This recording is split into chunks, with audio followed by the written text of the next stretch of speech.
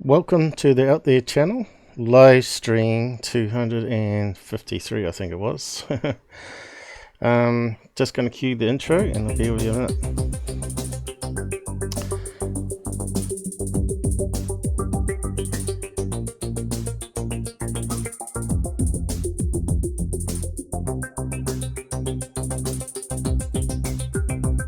Hopefully it's all working. Been a bit of rush.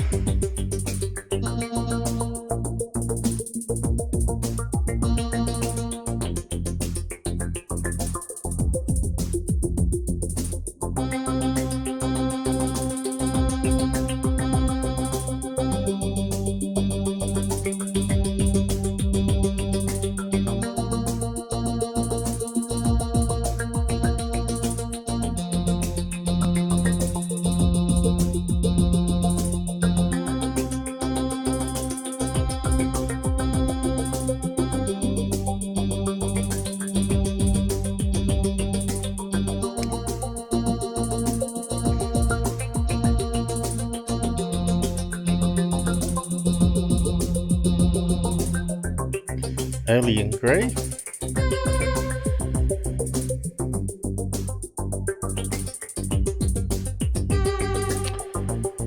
Going down to the studio.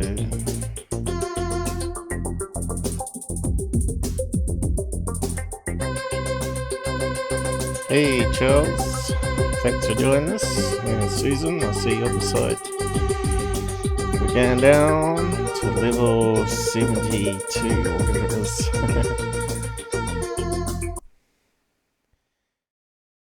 Hello.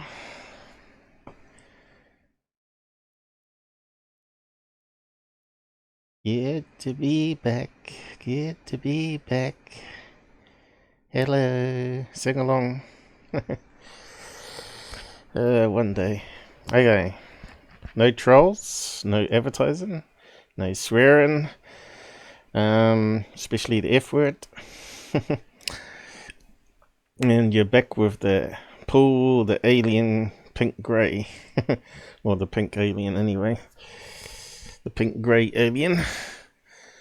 I must be an outcast because I'm albino. Reverse albino, right? Pink head and blue eyes. Normally it's red eyes, isn't it? And white skin. We used to have a teacher at school like that. She used to wear contacts just to hide the eyes. So yeah, looks like it's all working. Better check the sound though. Always screws up. Run it after we start. Is it loud enough? Seems quiet. Hello. I'm not sure if the volume is lower than normal or not. Hello, hello, hello. Yeah, we'll just try that.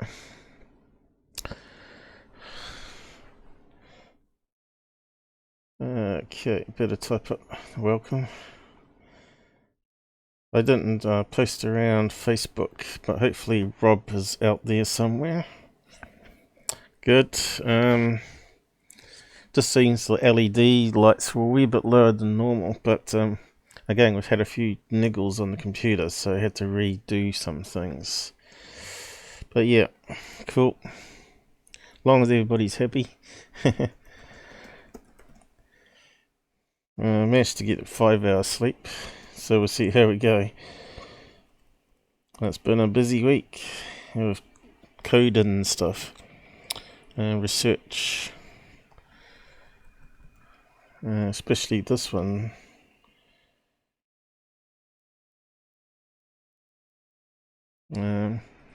Dr. Greer. Come on, Paul. It's always the key over far. Dr. Greer, CE5 movie. UFOs investigated. It's 253, isn't it? Yeah, I think 250 was 500, was it? Oh no, 251 was 500. I'll wake up soon. How's the alien? Is it in sync? We can adjust the mic volume on that sensitivity, but I know there's going to be like obviously processing time between two different mics. It looks like it's in perfect time here, and sensitivity of course, but I don't know.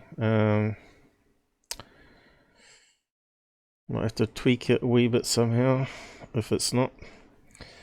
So the subs have been pretty static, and of course the cash flow as well, making 10 cents on ads every time we do a live stream. It's kind of ridiculous, really.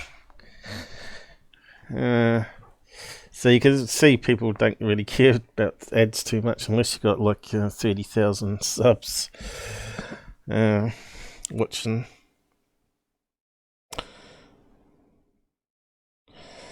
What's that one? Pinky. Oh, it's got a nickname now. Great, Susan. It's keeping up with you today. Okay. Well, we'll see. We're going to put it under some load probably soon. So yeah, we're going to talk about Dr. Greer, and I've made a special little add-on for Mr. Pinky, as Susan's nicknamed. And it's a face mask of Dr. Greer. So Mr. Pinky can become today Dr. Greer with his face mask.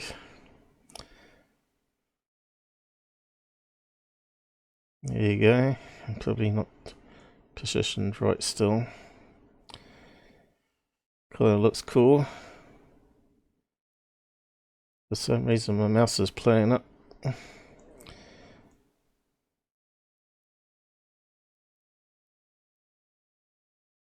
might be because that's a bit better, isn't it? How's that? Now we're Dr. Greer. What do you think of that? Alien.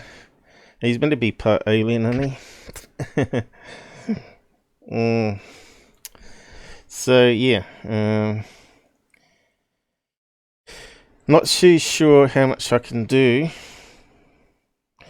on all the UFOs in the movie, because there's actually quite a few, and I hadn't had time to research them all, and of course some of them from their own circle of friends,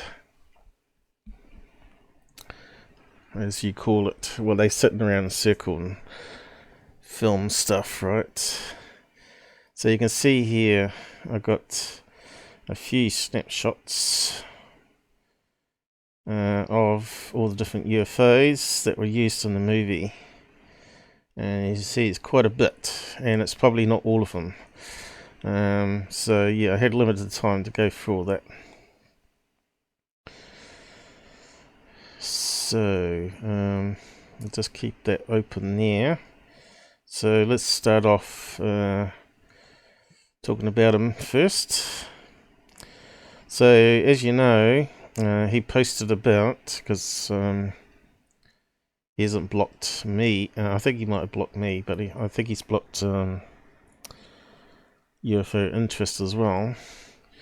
But yeah, he's posted around stuff here. Dr. Greer is here. The point of the Pentagon and mainstream media releasing the Tic Tac video, etc., is to attack the alien threat narrative to the UFO subject. I mean attach, not attack. And it's attacking his so-called space brothers. But I'm in two minds on this one here, because like humans, there's good and bad in humans, so why wouldn't there be good and bad in other races out there?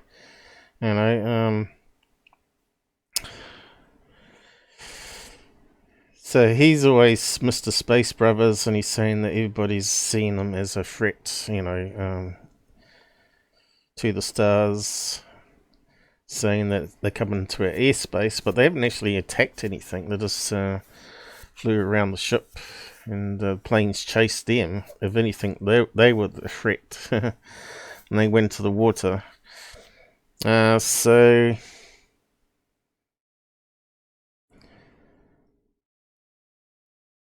that's setting the stage of basically his movie. His movie's about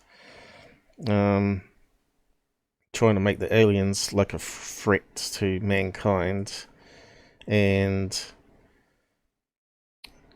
that he's been in touch with the aliens through his meditation. So if he could call aliens at will, like a lapdog, why doesn't he do that in front of Fox News and all the other big channels ready to film it all, right? You don't need the government to come clean if you're in touch with aliens. So yeah, I'll just call BS on that. So I'll just close. Well, I'll just post that link to that comment there. So aliens threat, not space bros.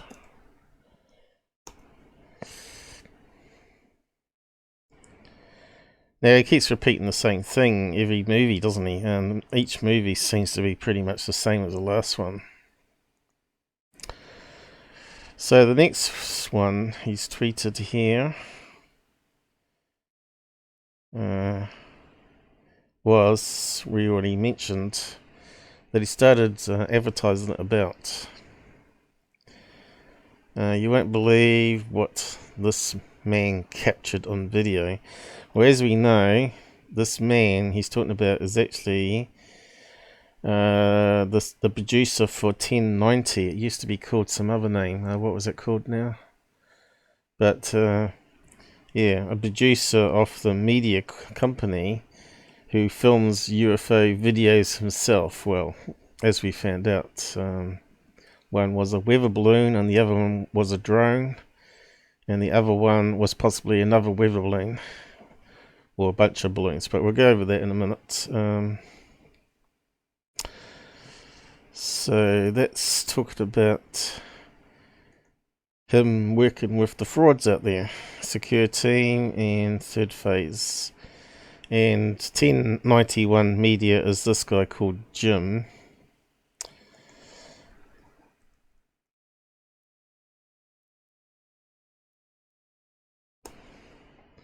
So straight away, he doesn't look really credible, does he?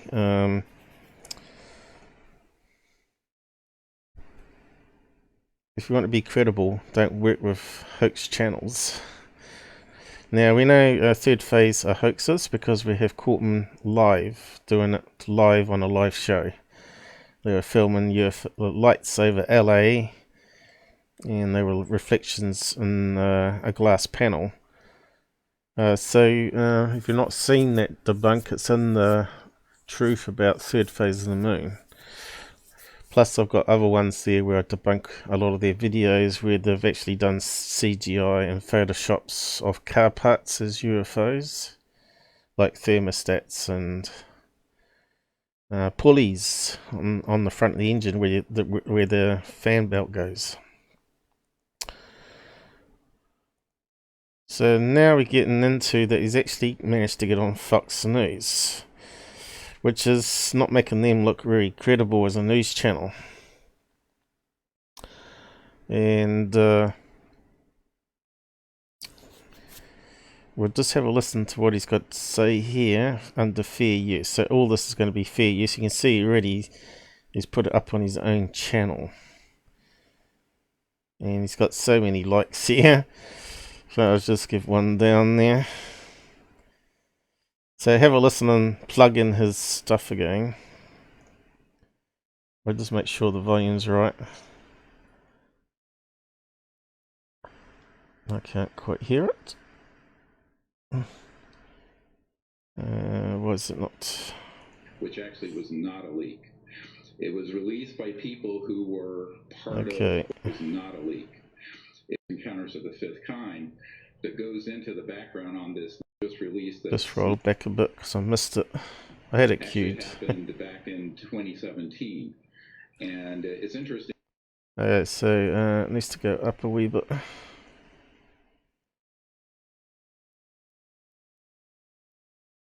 Because there's a documentary we've just released that's #1 on iTunes called Close Number Encounters one on of the Fifth Kind iTunes. that goes into the background on this leak, which actually was not a leak. It was released by people who were part of what you often refer to sort of an authoritarian transnational group that is trying to create a specter of some kind of threat from space, which actually does not exist. Okay, but what is that? Because when you look at the speed of these objects, and Derek Thompson from the Atlantic said that the Still pretty size low, and isn't it? speed of the UFO show that it's like 40 feet long when they analyzed it. It went from 28,000 feet to sea level, so it's really fast. It means it was capable of achieving a velocity of at least 23,864 miles per hour, 31 times the speed of sound, 20 times faster than an F-18. Is that possible? Are you disputing that? No, that's completely correct. You know, my uncle designed the lunar module, put the first man on the moon, as you know, and so these sort of technologies have been classified for a very long time.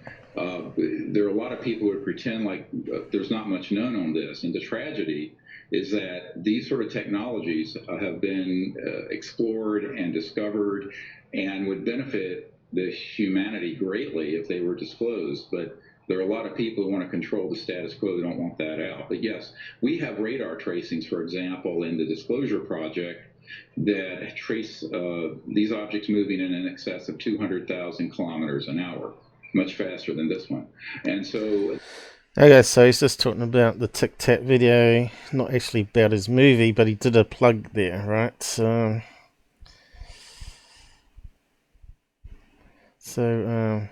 I don't know if you want to listen to that anymore, but Greer on Fox.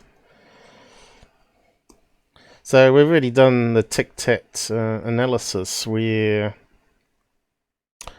it turned out to be like 1200 G's under a second from 0 to, well, actually it was 28,000 feet down to sea level, which is faster than normal gravity would do, obviously. And I think it also went back up at that speed as well. But we're not going to talk about that, but just bringing it up to speed where we're going to start. Yeah, so just need to go to his video snapshots. So first of all, we're going to talk about this one here.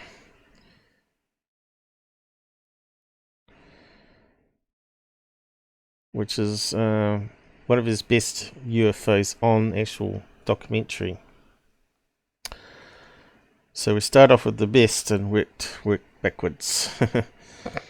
Yeah, so obviously you can see it's a picture of a mountain range. I'm not sure what that little blob there is, but it's got a little black speck there,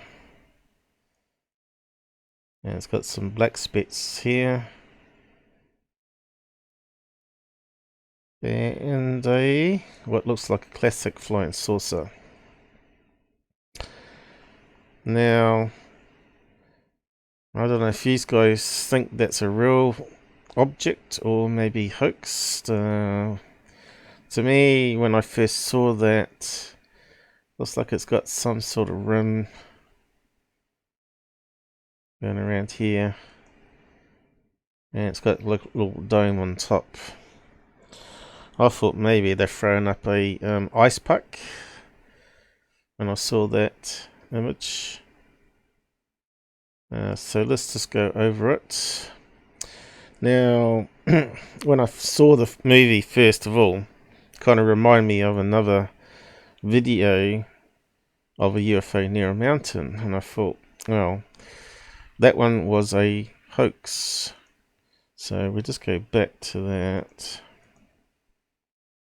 And it's on this one here on HuffPost. The Spiegel from 2017. Updated in 2017, but it was first published in 2011. And you can see it almost looks like similar type of mountain. And basically it was a submitted photograph of a tourist. I think that had been zoomed in there actually. Looks like the video got deleted. But as you see, it's got a similar object there, which is not quite symmetrical in this one. Because you can see it's got a funny glow on the front there where the dome is, and it only looks like half a dome. So what is it? Well, this one's done by a app that you can get on your phone, and it can put these artificial UFOs in photographs just to prank people. But it doesn't look anything like that other flying saucer picture. It's actually got something underneath here, and it looks more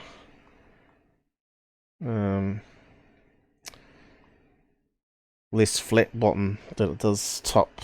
You know, it looks symmetrical top and bottom apart from the dome. It looks more like a craft, that one, but it's a pure fake. So it says here at first glance, Greers has given us the smoking gun UFO photograph. On second glance, it's back to the old drawing board. A view of Cape Town, South Africa on Google Earth. I'm not sure if that clicks to it or not. Probably won't. No. Appears to show a remarkable clear daylight UFO flying above a mountain in the picture, reportedly taken on July the 5th. The circular craft can first be seen in the distance as the Google Earth program pans around. So I'm not sure if you guys caught that last year, but I'm pretty sure it may have put it onto a live stream. But I hadn't had a chance to search for it. But we don't need to do that because we can just cover it here. Scroll down to watch the Google Earth video and decide for yourself. So as we've seen, the video's been deleted now. But there's a close-up of the UFO, and it looks like something was seen before as a model for UFOs, right? When we search images, we've come across this one before. Looks very similar. UFO.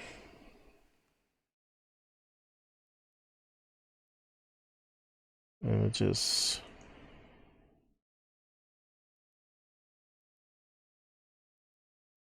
Probably not the best way in doing it.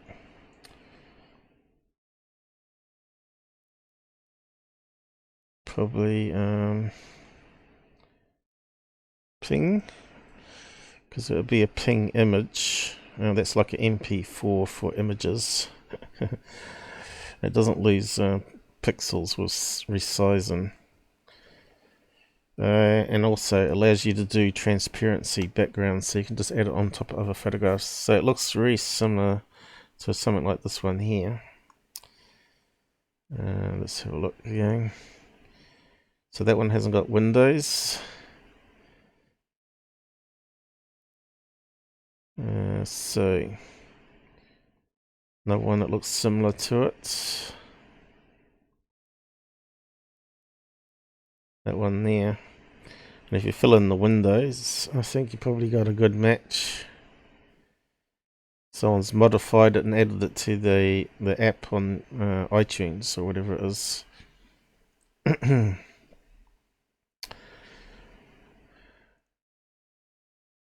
Probably could overlay it if we wanted to. There's no one that's very similar.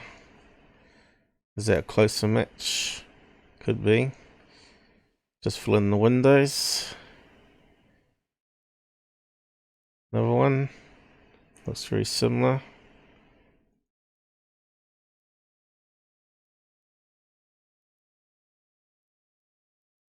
It's amazing how many pictures of UFOs there are. So anyway, you get the idea. So it's easy to fake stuff. So let's move on to this one that Greers used though. I'm surprised he didn't use that one actually. I'll just post a link to that one actually before I close it.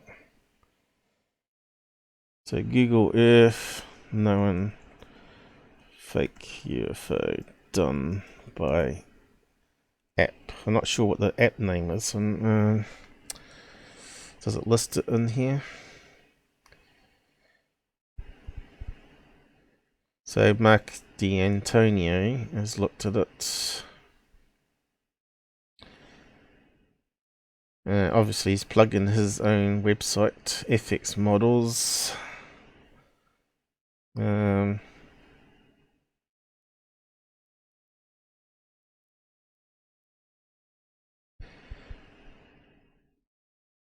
not sure if they listed the name of it at all. Can't see it there. When you zoom in on the mountains and ocean in the background, that the unidentified object comes into most crystal clear view. First thing I noticed was it looks like an example of a stitched together image where someone used an iPhone app that lets you put a fake UFO into photograph. So they haven't actually told us what the app is, you know, which is pretty bad. Close. So, did he actually list the name of, where is it? I don't think it has a label on it, has it? This one? No. But at some stage there's a label, he puts little black labels on. Let's just find an example.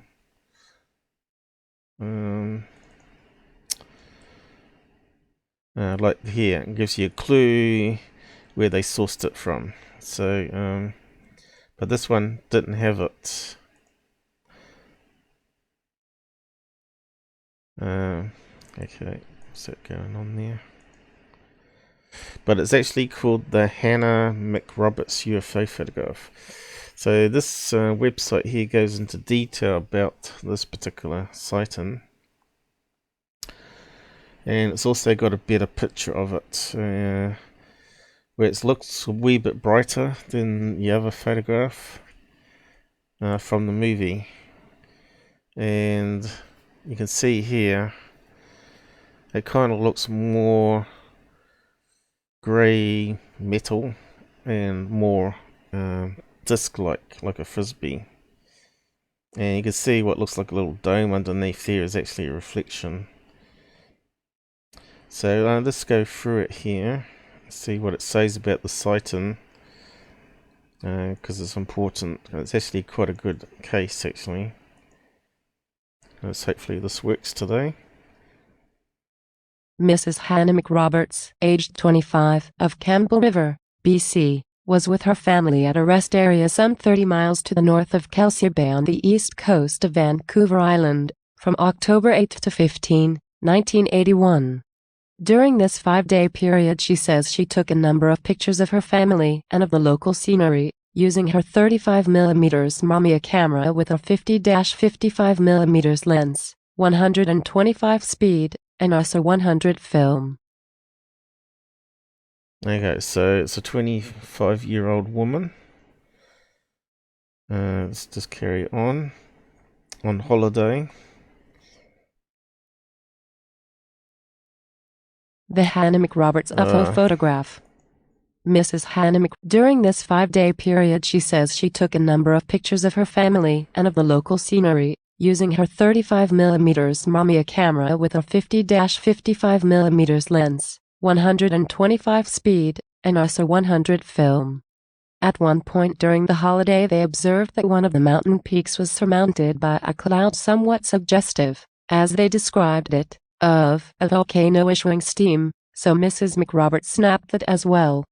None of the party noticed anything else in the air at the time, and the presence of the UFO was therefore only discovered by them when the prints and negatives came back to them after processing. So that to me is a big clue. They didn't actually see a big craft hover in front of them. They took a snapshot and only noticed it after.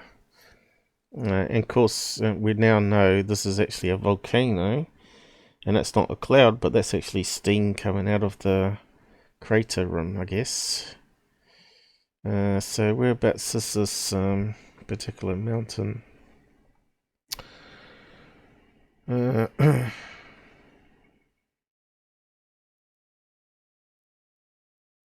Suppose we should look it up on the map, really.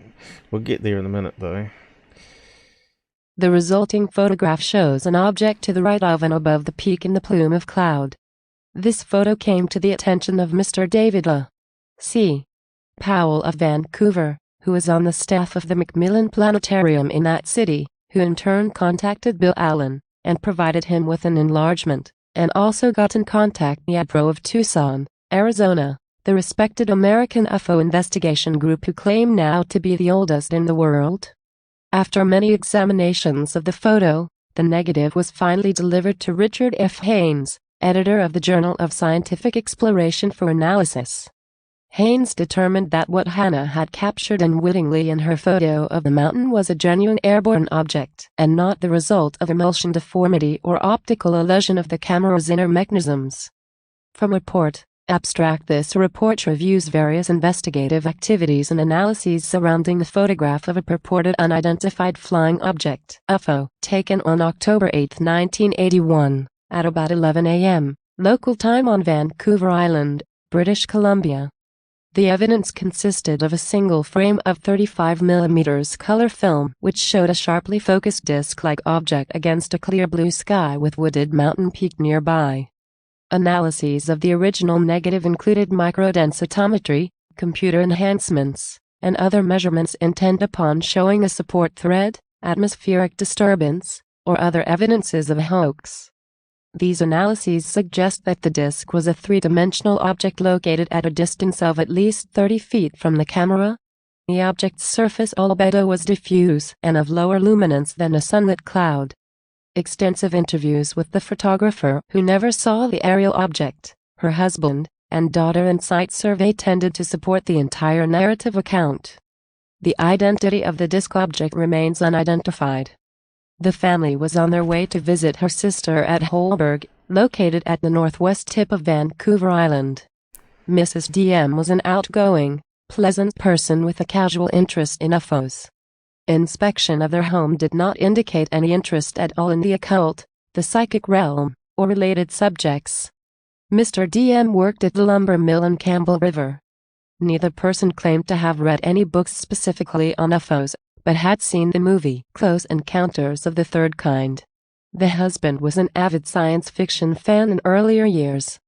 A battery of optical tests were performed on the negative to determine the physicality as well as the possible size and distance of the UFO from the camera. This included visits to the side of the photograph. When asked what they had done immediately after noticing the disc on the photograph, some 18 days later on October 26, 1981, Mrs. DM replied, "Well, we didn't know what to do. Eventually we showed it to our neighbors and Mr. and Mrs. M Sr., husband's parents." Mrs. DM phoned the Canadian Forces base at Camwalks in mid-November 1981 concerning their possible interest in seeing the photograph. She just wanted to see if they were interested in it and if they knew anything about what the object could be. An Air Force representative allegedly said they were not interested in viewing it, but did take her name and address. It was not until the summer of 1982 that the family traveled to Vancouver, BC, bringing 14x5 color print with them. They visited the Vancouver Planetarium and spoke with the director, David Dodge, who called in David Mm-hmm. Powell, who is interested in UFO phenomena. The couple were persuaded to lend the original negative to them to make enlarged copies. The negatives were delivered to Mr. Powell in June 1982 and were returned to Mr. and Mrs. DM on January 28, 1983. These dates may be significant since they suggest that the photographer was willing to wait a long time before pursuing an explanation for the disc-like image on her photograph. If this event had been a deliberate hoax, it is more likely that some overt action to capitalize on it might have been taken soon after the disc had been discovered, and not almost a year later. Of course, this is not a conclusive argument to support this contention. No. The author found the photographer and her husband to be middle-class, hard-working people. Their property was well kept. Nothing could be found which pointed to a deliberate hoax. Both displayed genuine puzzlement about the origin of the disc on the photograph. Mr. and Mrs. DM were not defensive, nor did they ever attempt to cover up anything as far as could be determined. This sighting photograph even managed to slip past the sleeping disinformation and obfuscation editors at ABC News. So, what do you think of that analysis? So, they reckon from, the experts reckon it was 30 feet away. Now, if you had the typical size flying saucer that's also 20 to 30 feet in size soon past you, you would expect like a something to happen anyway, wouldn't you? You'd expect some sort of field affect you, knock you over. 30 feet, that's not too far away, is it? What's that in meters? 30 feet. Let's get it to what I'm used to. We work in metric over here. So it's only 9 meters away. So let's see, average door in the house is 2.5 meters. So we're talking about, what, 3 doors away? Laid down flat. I'm pretty sure you'd notice a 20-foot craft pass right in front of you that close. What do you think? You think UFOs wouldn't cause any wind draft? I don't think so. We've already heard reports of UFOs giving off ionization of the air around it. So you would notice some sort of smell. Because, I don't know if you've ever smelled ozone, but it has a certain smell to it. Especially you can notice it when you go outside in thunderstorms, right? So, what does 30 feet look like? I don't know if we got any overhead pictures.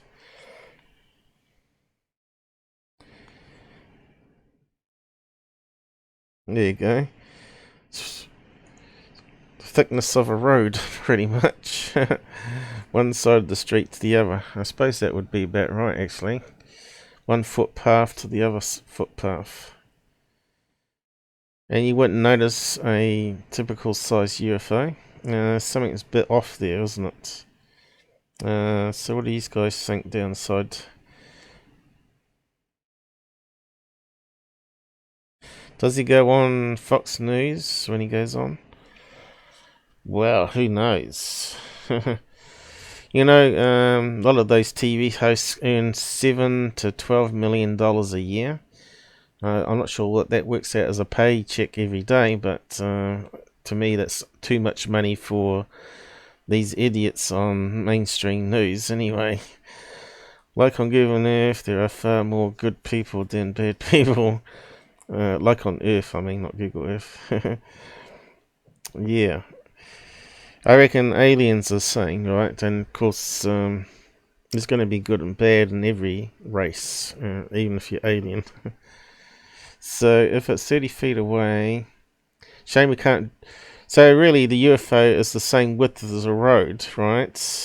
So if you drew the road width going that other direction, you'd probably need an intersection. That's just crazy that you wouldn't notice it when taking a picture. So something's not right there. The object's far too small to be a practical UFO. And yet you got a lot of ufologists out there defending this picture as not a hoax, a real alien craft. So does that mean in that case that aliens are like 2 foot tall and flying around on little model UFOs? Suppose you could say yeah, it's possible. So where do we go from here? So we go on to the next page to talk about this one. This is the best one he's actually got in this whole video, which is debatable. What's happened here? Right, didn't paste it, did it? Why not? Stupid thing. So this is a problem with limited size comment fields. What's all that shit at the end here?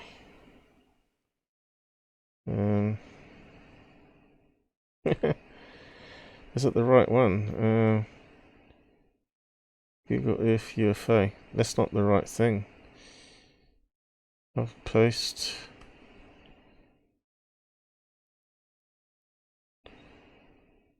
I think there's a lot of spyware added on the end here, isn't it? I'm not sure if that goes to the right place, but anyway. We'll submit that rubbish, and what was the next bit? Yeah, this mountain one. What's it called? What's the name of it again? Hannah. They gave it the name of the person. Hannah McRoberts. Hannah McRoberts. So MC without the A means it's a Irish name, isn't it? That's like McDonald's, you see. If it was MAC, it would be Scottish. I don't know if you've ever listened to Mandela effect concept out there, but I always thought it was McDonald's spelled with MAC, but when you look at who owns it, then it must be just your imagination that you never paid much attention to the Mac part of it, because you get confused with the Mac burger, right? Why have a Mac burger if it's not got no A in between the M and C, right? Seems a bit strange, but yeah, this is how the Mandela effect works. It works on little things that the mind changes, and you think that's not how I remember it, right? The spelling or whatever. And McDonald's is one of the Mandela effect ones, as well as 3PO having a silver leg in the first movie, which I never even noticed. But maybe he did, maybe he didn't. Or maybe someone switched timelines on me. But I've asked around, a lot of people didn't notice he had a silver leg. But anyway, we're changing subject, we carry on. So here we go to our famous person that we love so much, Mick West. So what's he got to say about it all? Let's just go through it, and then we'll see if we can do some of our own analysis on it. I knew this photo would probably take up most of the time. Well, most of the time today anyway. We'll just call this Dr. Greer movie debunk number 1. We might do a part 2, but we'll see how we go. So let's see where he goes. So he's zoomed in on that. It doesn't look very sharp compared to what we're seeing previously. I just wonder if there's a 20 megapixel scan of the negative, because that would make a lot of difference. That's a bit like what they did with the memo. You might be able to recall the Rammy memo that we did, and they did a new 20 megapixel scan of it, and see if they can actually make out the details of letters. So even so, looking at that image there, Could it be a man-made object? And why would it be in the picture? So let's just keep on going. Blurry with some compression artifacts. Seemingly better version do exist. That's what I thought. So is this a better version? Kind of looks like it might be. I don't know. Has he just simply lightened it? I think he's lightened it, hasn't he? So now you can start to see it's got more of a round shape happening. It seems to have either a white bit that kind of looks like a dome. But now you're not too sure. It looks like almost like a circular white bit in the middle there. Okay, so we'll keep on going. And what he's got here. Now, what's he done here? Haynes took some scans of the photo, but I've found very good reproductions of these. Included what I have for completeness. Okay. So what's that one there? Why is it black and white scan?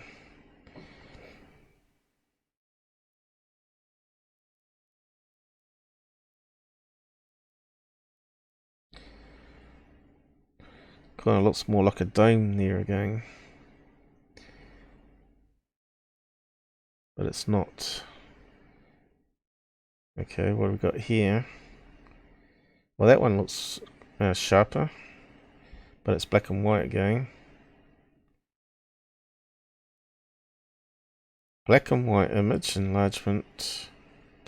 Panchromic paper. Blue-green sensitive paper. Why is it black and white though? Okay, what do we got next? BBB. Black and white enhancement with undistorted contrast. Again, now we're not seeing the dome on that. What else we got here? Tree color enhancement of the disc. So that's now bringing in the highlights. Bringing in more of the colors.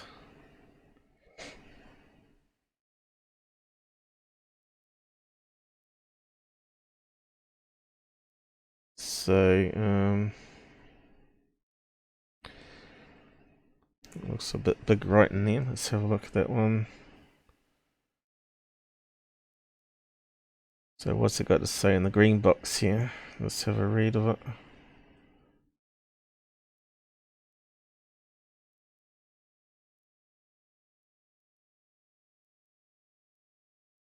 You can see people go to a lot of analysis in those days on negatives and photographs. A comprehensive site visit was made by the author on October 7th to 8th. 1,983.2 photographs, measurements, and general inspections were made of the entire vicinity of the provincial park where the photograph had been taken. Figure 13 is a topographic chart of the area with the mountain darkened. This location is just east of Highway 19 at the Eve River Bridge, about 49 miles west-northwest of Campbell River, British Columbia on Vancouver Island. Area X on this chart marks the approximate location of the photographer. Okay, so I want to plug that into Google Maps. Probably Google Earth would be better, but we'll try Maps first. So Vancouver Island, what was Highway 19, Eve River Bridge.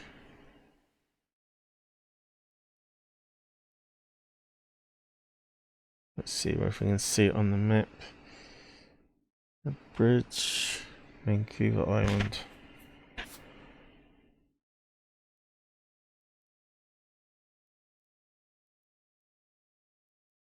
Yeah, how'd you spell that? Island, is it? There we go. Right. What have I missed? I think I spelled it wrong. Alright, let's go back. West of Campbell River, British Columbia, on Vancouver Island.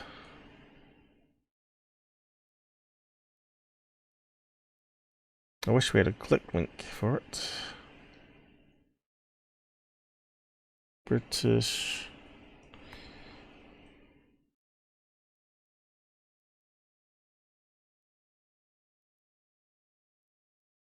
Here we go. Right, Columbia River Gorge, Vancouver. It's not pasting in. Damn it. Okay, let's try that.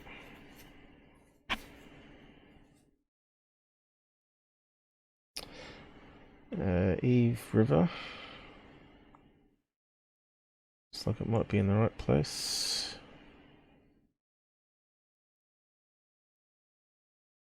Eve River, British Columbia. No picture. Canada. Mount Waddington. Okay.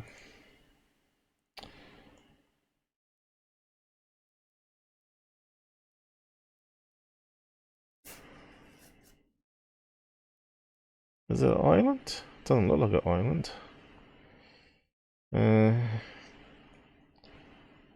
Suppose it is actually. Looks like it's detached from the mainland. Only just. It's got a gap going around the outside. Must have broken off the main landmass, right? So where's this mountain range? Because there's all mountains here. Here we go. Mount Palmerston. So which mountain are we looking at then?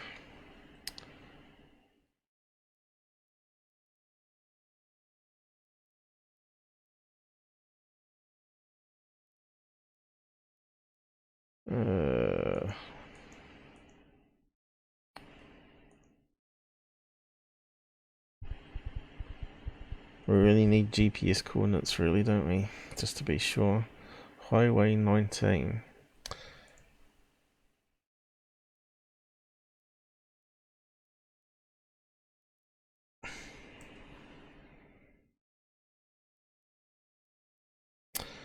Here we go.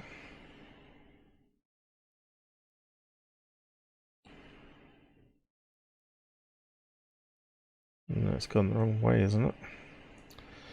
Is that the place still?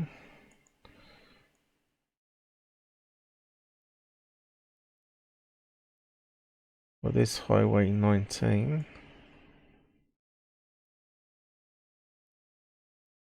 Where's the bridge?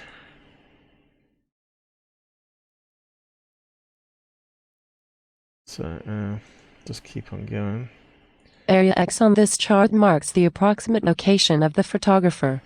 This spot is located at 126 degrees 14 single quote west and 50 degrees 19.4 single quote north. Okay, we should have read on further, shouldn't we? Now let's see if we can pin that. Okay. Let's then say...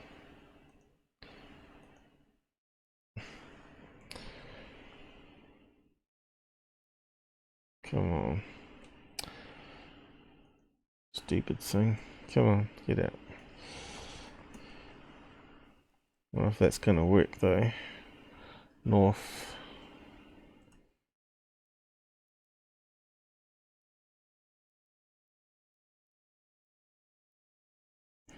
Lionsgate Bridge.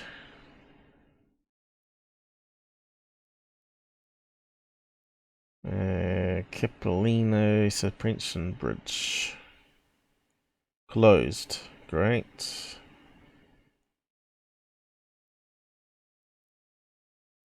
It can't be there, surely.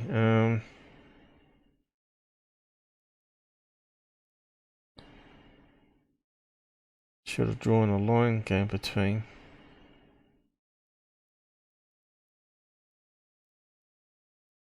Not having any luck here. Okay, let's just try changing this a bit.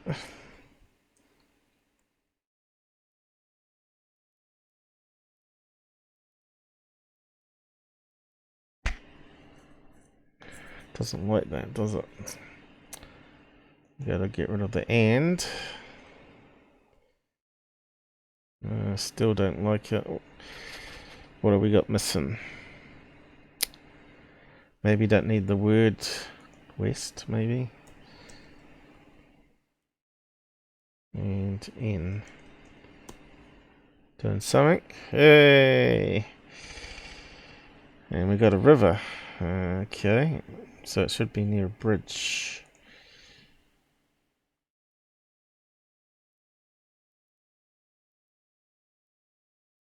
Okay, where are we?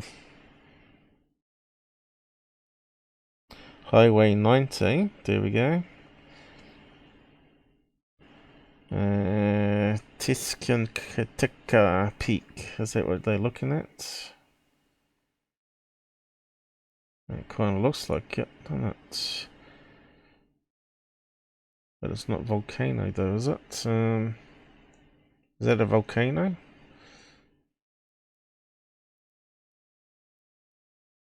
What else we got here? Looks like a lot of forest. I suppose it could be...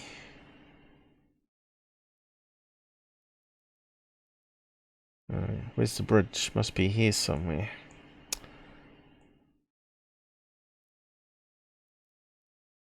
High river? Yep. That's starting to line up now. Well, here's a river. Here's the bridge.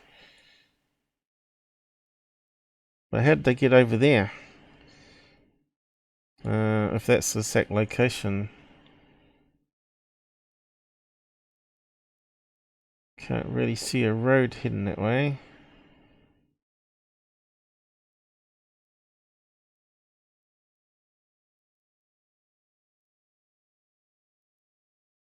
Okay, let's see if we can get a street view. There. Can I go to Highway 19?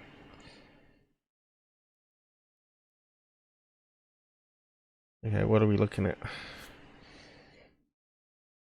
Okay. A lot of forest. And we can't see any volcano. Great. So the question is, how did they get to the spot to do the photograph? So we've got to find out. We'll keep reading. The photographer and her family had stopped at this park for a rest when the photograph was taken. The rectangular area marked with a C is property operated by the Macmillan Bloedel Lumber Company Limited camp, which was unoccupied when the author was there. The clearing in the forested area was gravel covered with a few buildings, fuel pumps, a dynamite shack, and vehicles of various kinds. Intense white yard lights illuminated the area at night. In 1983, a registered civil engineer 3 conducted a site survey and determined that the photographer stood approximately 4,240 feet north of Highway 19 within the provincial park and faced 3 degrees 18" north by west toward the peak of the mountain. The slant distance to the mountain peak was 7,580 feet for an elevation angle of 24 degrees 17". The height of the mountain from the local horizontal was 3,117 feet, while the elevation of the photographer's position was 984 feet above mean sea level. Although the provincial park was located within an area cleared of evergreen trees, second-growth timber extended from the base of the mountain almost to its top. After inspecting the site, it was clear that there was sufficient flat ground to have flown a model airplane or thrown a frisbee into the air. Neither the photographer nor her husband admit to doing this. There are no buildings or stores within a radius of 15 miles of this spot. The photographer does not remember passing any vehicles on the morning she took the photo other than a few logging trucks with loads of logs. Alright, so he's got a coordinates here. So we need to get a street view of that then. So I wonder how we can do this. Let's open it up in another thing and see how different it is from... Oh, there we go. So whereabouts that on the map is what we want to know.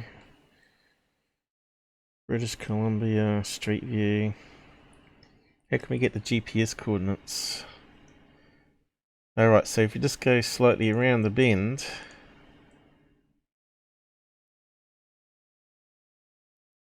it screws up.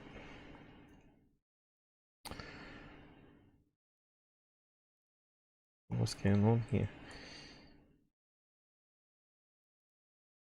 So it looks like, what is it, a picnic area? A rest area? What's that there? 2 toilets? What do you call that? A scenic viewpoint.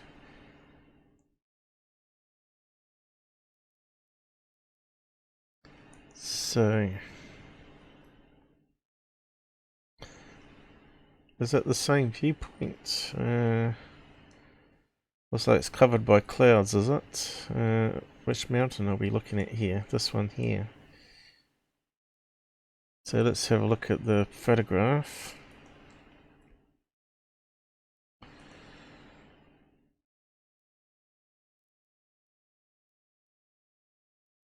We need a further shot backwards, don't we? This has been zoomed in. I think there is a top one up here that we can have a look at again. Get rid of that. Just zoom out and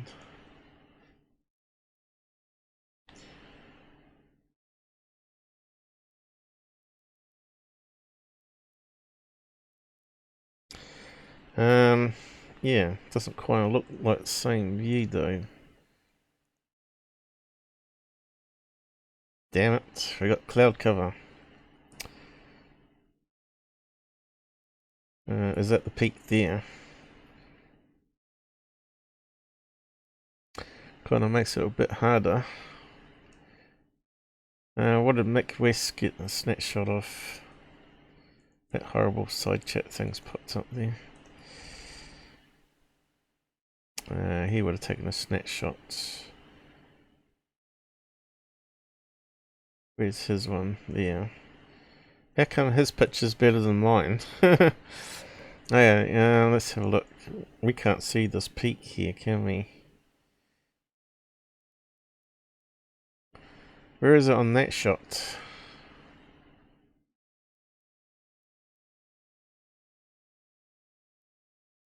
Is it there? See, it's important, you see, because we can then work out where the object's coming from. You can see here there's a big mountain peak going up the side. Right next to where they're standing.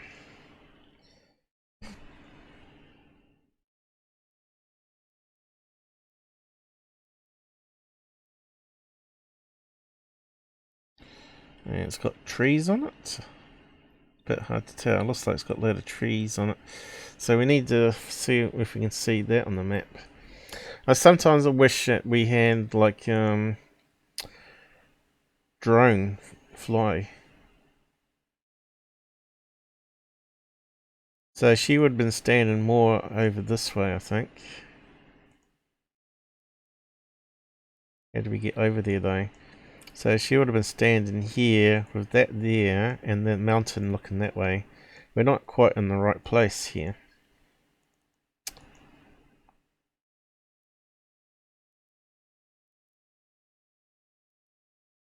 Let's see.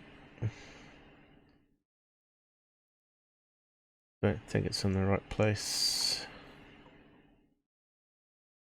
Still not right, is it? Plus we got the fishbowl effect happening here with the Google thing. I think that's the mountain going up. The trees have got bigger, haven't they? So could she be standing in the middle there, but we can't actually get that viewpoint? We'll keep on going. See.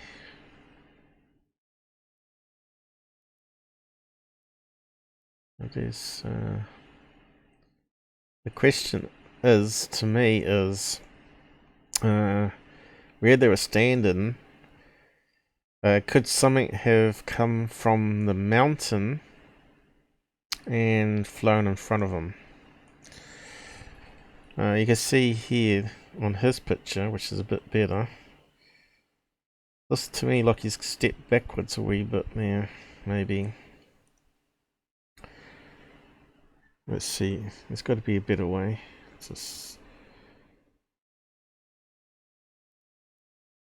I suppose we have to go to Google Earth. Maybe we can go back and see if there's some clearer pictures.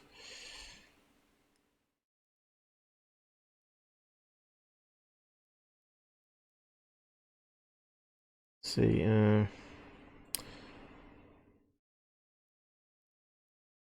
definitely in the wrong place.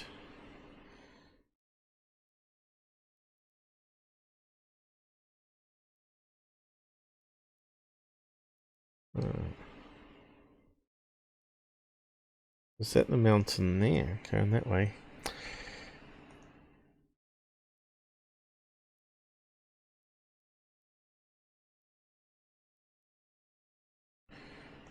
There's mountains everywhere. So you can see you got some really high peaks here. Is it possible that something could have been thrown off one of the peaks by a road up here that sort of flew down in the way of the viewpoint of the mountain? I think that's might be where Mick has almost got his there, isn't it? Let's see. Little. It's close. But the mountain's more covered there, isn't it? Definitely the peaks got covered. So that must be similar. So she was standing here somewhere. You can see there's definitely a high peak here on the side. And another one here. Up here. If something was come off. So to me, possibilities of that thing could it be a car hubcap that flew off a car wheel and simply just went downwards with gravity, you know? So you should be able to work out the angles. See, that looks pretty high up there. If a car was driving around a peak here and the hubcap spun off, would it have enough momentum to fly across this way? Gradually come down. I reckon it could, you know. What we need to do is find out if there's any roads or tracks. Or could someone have simply taken a frisbee and wanted to throw it off the highest peak over here to see how far they could get it. See whether they could get it into the car park here. They may have done a walking track up here, threw the frisbee while she was taking a photograph. Kind of fits. Now if you look at here, you can see this peak going up here, so we're starting to see that peak on that photograph. Just a shame we can't see the rest of it. So someone flung a frisbee or a car hubcap from the peak over here. It would probably travel a fair distance. And it probably pass right in front of them, 30 feet, quite easily, probably. It's got the motion blur happening there, but they said the camera was set on a really high speed, wasn't it? What was the specs on that again?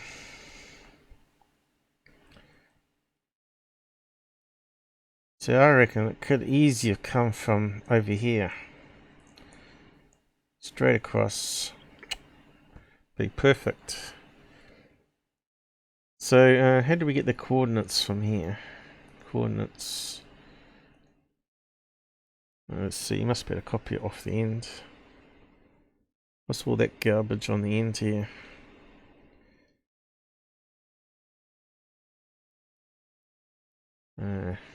Must be a way to do it.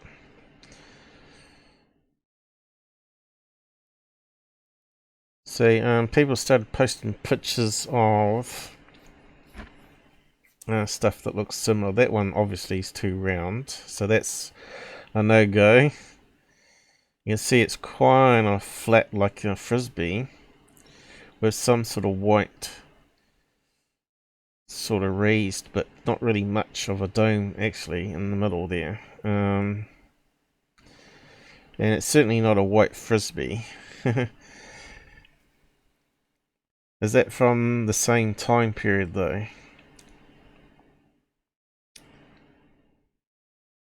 It's not that color either. But it sort of has that sort of white dome, raised level dome in the middle though, hasn't it? Now he's getting onto it here, right? A frisbee flying saucer. Actually looks like a flying saucer. And actually looks really close to the picture. If that's silver, does it actually say if it's silver? And of course that looks like the time period as well. Pluto platters. Kind of looks like a little raised dome in the middle there. So what year were they made? Flying saucer.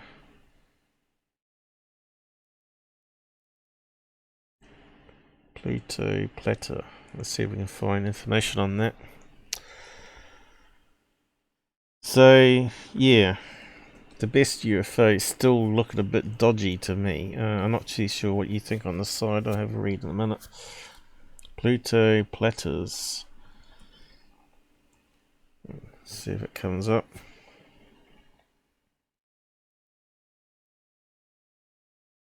57, 58. They're pretty old. Was it in silver though? Is the question.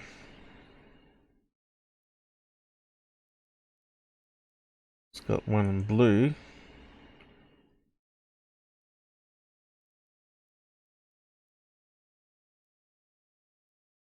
Yellow one looks better fit than the blue ones.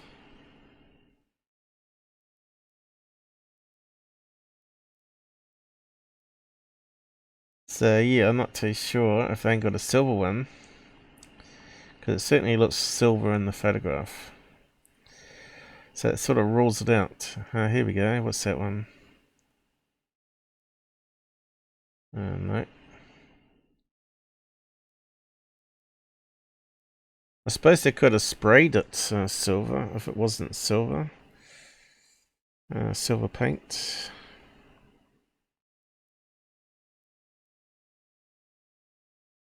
Okay, we'll just carry on with their list here.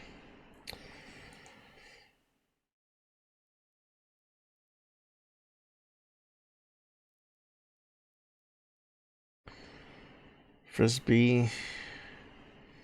It's got a fairly big thing in there. It doesn't sort of match that one though.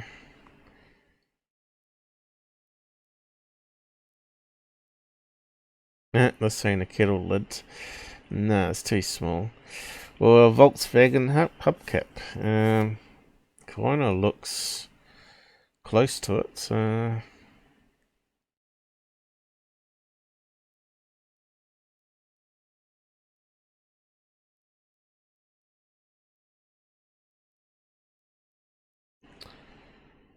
And I suppose if it reflects the light off the stamp in here, that's why it's reflecting a lot of the sunlight here as possible, because of the logo. Could it be a Volkswagen hubcap flew off a mountain pass? Because I've seen it happen with my own eyes. So I've had, I don't know if you've been around long enough, but you'd have a car in front of you that the hubcap wasn't put on properly and it spins off and it flies across the road. I don't know if you've ever seen it. So it could easily, if it's on a mountain track, If it can get past high enough above the trees, a tree line, it's going to carry on a fair distance, especially if you've got an air current that sort of picks it up, lifts it up higher. And you can see here, a new one looks kind of silvery, really silvery. It's actually not a bad fit. And then you got the older model car hubcaps here. So what's that one there? Does it have like an insert though?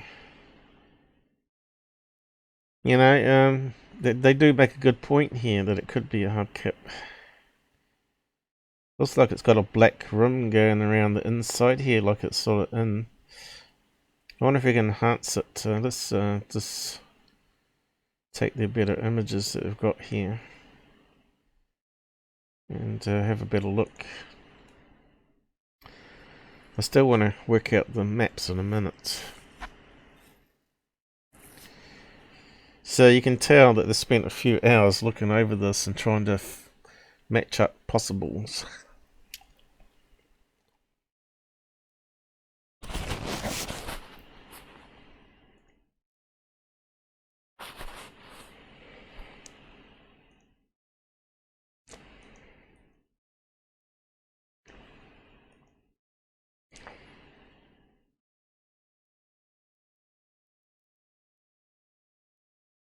So where is everybody today?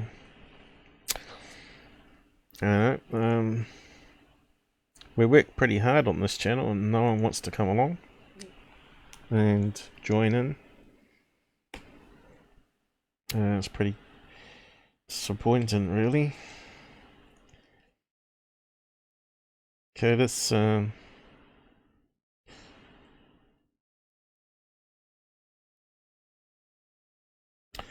enhance it a wee bit.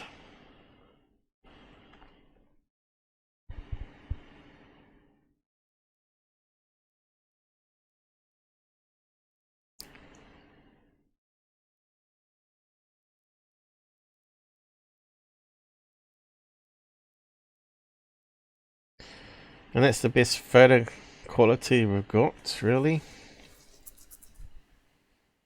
Even the sharpening is pretty crap. Does look like it's got sort of a rim going along here.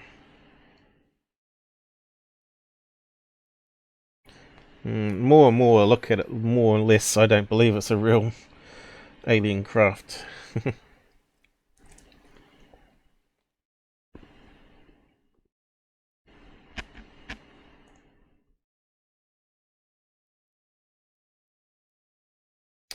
Hey Joe, how's it going? Hey Dal, thanks for joining us. Definitely a hubcap, you reckon? I'm just throwing it out there. I haven't ruled out it being an alien craft, but there is some red flags for me. I know what happens is a lot of people get these pet cases that they just won't let go of. Like they want to believe it's a real, genuine thing. I don't think they hoaxed it. I don't think they made any money from it. Greer probably makes more money a day than they did ever from that photograph. And yeah, it kind of does. There's a possibility, you know, when I saw that photograph in the big mountain right next on the left side where it could easier come down from. But the thing is there a road up there? So I'm not sure what investigators have looked at, but that's the sort of thing that I straight away look for, you know, the obvious. Could it have come down from a higher elevation from something? Could it have even been falling off a plane? You know, there's a lot of stuff falls off planes every day. You've seen the amount of planes in the sky before the infection that went around the world. There was like 15,000 in the sky at once. Quite a lot. So yeah, we got 4 people joining us. So we got 4 real ufology people out of 2 million people out there.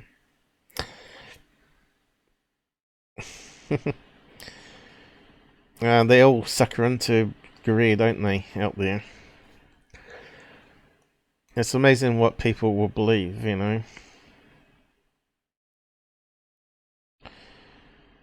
So you can definitely see it's got a rim of some kind. The outer insert, then a little raised bit in the middle. That's what it looks like. No windows.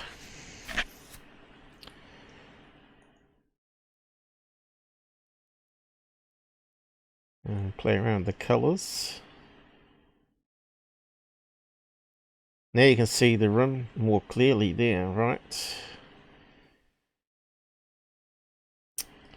Definitely something white in the middle there.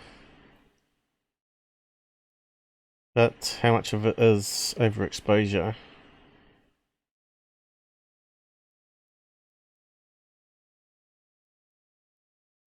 It's not too much of a raise there. That's not like the classic 1950s photographs. If we go back, the 1950s, they had some really good ones. 1950, 1940s maybe, 1950s though, 1950 UFOs. Let's see if we can find some.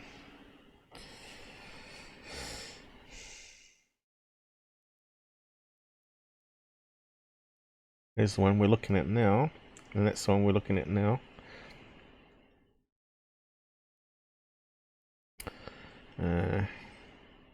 Okay, well we know that one's a fake. Adamski's one.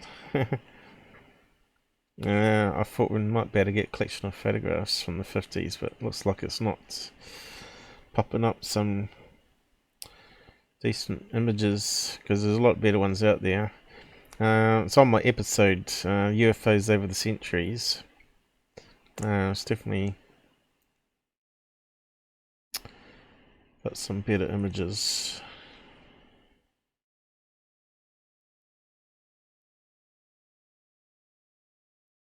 So that's not working very well. What's it called?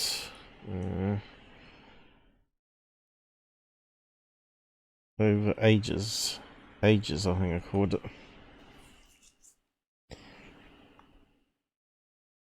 UFOs, aka UAPs, throughout the ages. This one here.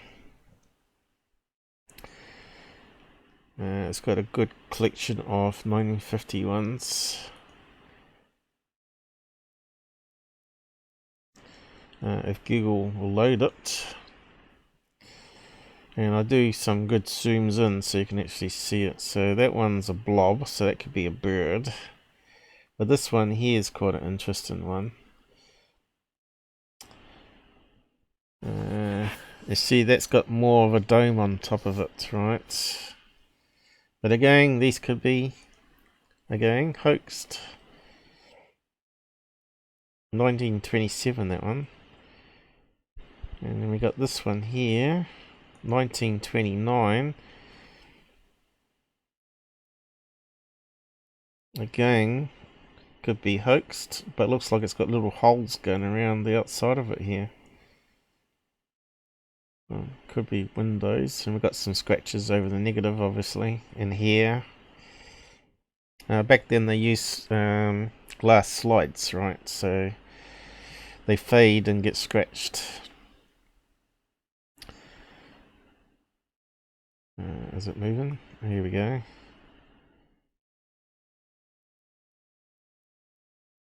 And that one looks like it's a street lamp, right? And you can't see the cable coming down. So that one's a bit suspect. It's probably one of those street wires that go across the road, right? That one, 37, looks like something out of Buck Rogers. This one might be interesting. Let's have a look. Yeah, it's just a blur again. Could be anything really. Foo Fighters. Okay, we're getting up to the 50s.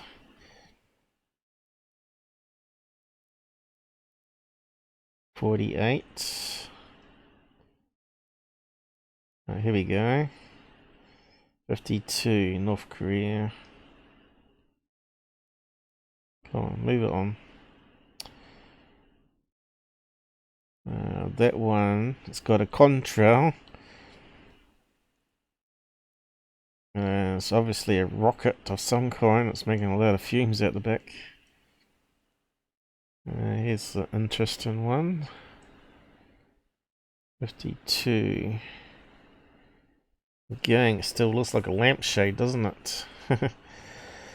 All these people hoaxing them? I don't know. 52 again. Still looks like a lampshade. So it's hard to know. Are they real craft or lampshades? Or people hoaxing it just for selling it to the newspaper? 1952. Brazil. I wouldn't trust anything out of Brazil. Hey me, my son. And this one's just a cloud. Pretty ridiculous, really, to class that as a UFO. This one might be interesting. Monte Carlo. But I think that could be a bird, you know. Where's the rest of it that's gone? 52, Spain. Okay. That one looks like someone throwing their hat up in the air, doesn't it? So, yeah, I was hoping to find a good silver one. And there must be one here somewhere. That one, if that's a flying saucer, it's got something missing. So I don't know what that is. This one looks like a cookie cut out, and that one looks a real fake. Japan. 56. Here we go. South Africa. Kind of looks similar to the Greer one, but still could be anything. You can't beat getting it on video. Gives you a lot more clues, right? 56, Brazil, again, blurry. Got something underneath. Looks like it's got a dome on top. That one could be legit, or it could be faked as well. It's hard to know. That one, God knows. Funny cloud, maybe. Norway, whatever that is. Looks like some weather artifact, you know, ice crystals. That one was a missile test, wasn't it? Except for the pictures reversed, doesn't it? Again, that one looks like a cookie cutout. I think we've seen that one before. So why have we got two pictures with the same thing? So something's not right there.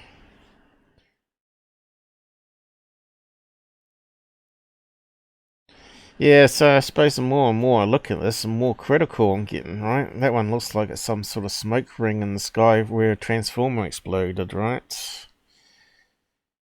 This one's probably one of the better ones. That one definitely looks like a craft.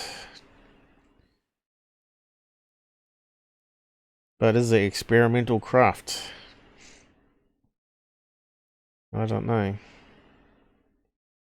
Looks like it's got some sort of openings here for maybe a jet intake, maybe, you know. 58, Japan. Again, it's taken from underneath. Could be something that's thrown up in the air. 58.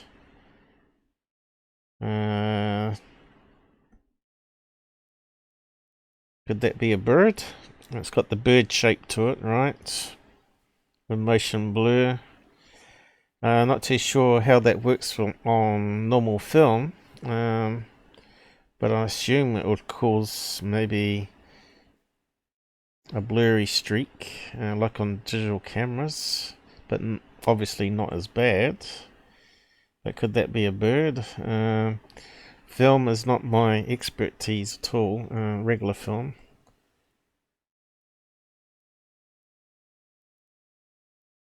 This one's interesting. Okay, so like an egg shape. Now we've heard a lot of reports of egg-shaped UFOs. I'm surprised Greer didn't use a lot of these ones actually. Giant Rock, California. Could it be like someone's flew a flat rock at the camera and they've taken a picture of it? It's got a hole in the middle. I don't know. Maybe someone drilled a hole in the middle of a rock. Here we go, 58, Poland. Again, could that be a bird? That's sort of blurred. And the wings are on the side and you can't actually see it. Kind of looks like a bird shape, doesn't it? So yeah, it's kind of disappointing when you start looking over lots and lots of these ones. Again, could it be a cloud? You know? Strange shaped cloud. What's this one here? God knows what that is. 3 UFOs, Italy. That's getting closer to the Greer one. But that's still way better, you know.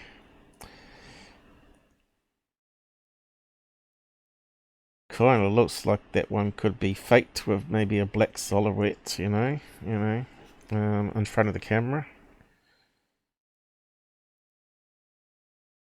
Again, could be anything. So yeah. Another one from Italy. Again, it kind of looks like a street lamp. Does it look like a thing going up to a street lamp there? Could it be hanging from a wire that you can't see? I don't know.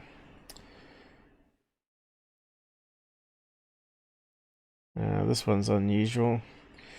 Anyway, yeah, I thought we might be able to find something there.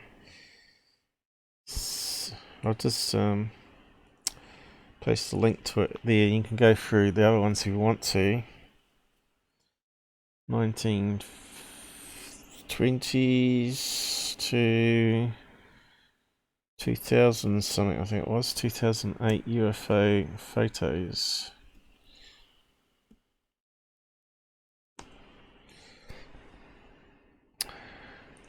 So yeah, it still could be a car hubcap, couldn't it? Or it could be a frisbee. Possibles.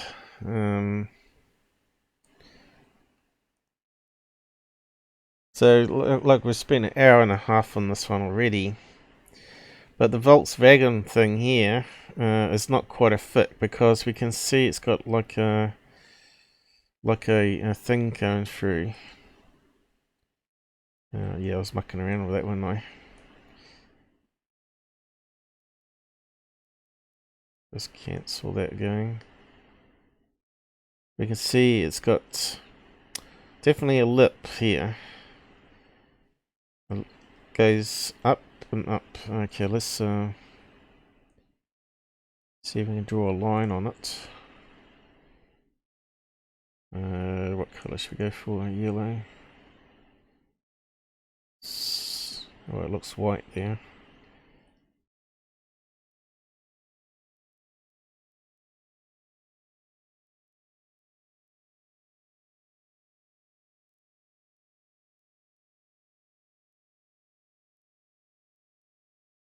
And then it looks like it goes down a bit here.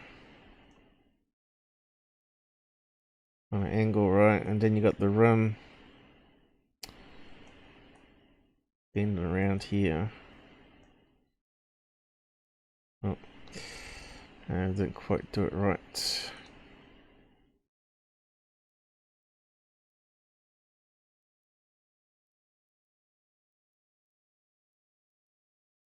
Got the wrong thing.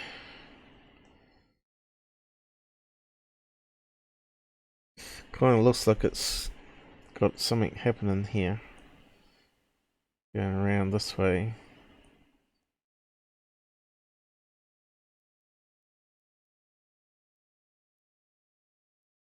Alright. And then it looks like it's got something coming around in the middle here.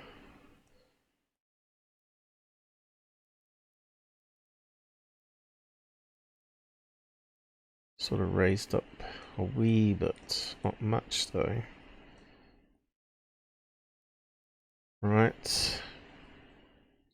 Well, it does look like a hubcap, which you don't get on cars anymore. When did they stop doing that? 1990s or 80s?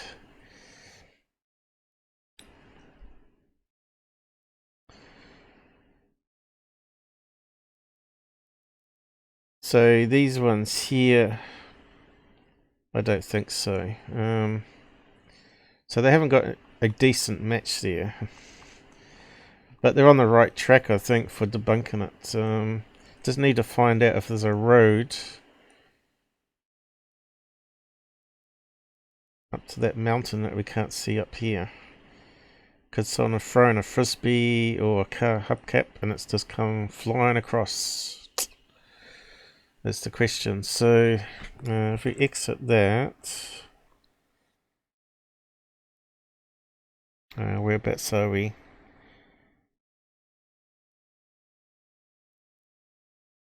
How close it was to our one that we did on the map.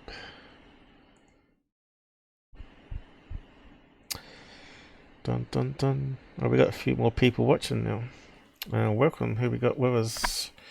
We got Joe, we got Charles, and we got Dell.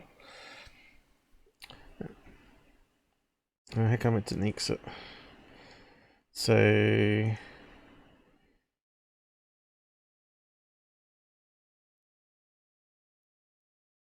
well, it looks like it's in the same place, but it's not, is it? There's the road there that they're on.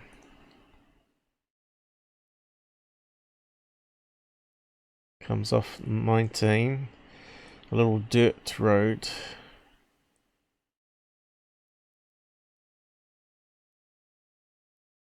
Satellite view. And you can see this is obviously going up in elevation here. And it's definitely a dirt track or something going up here, isn't it? What's that there?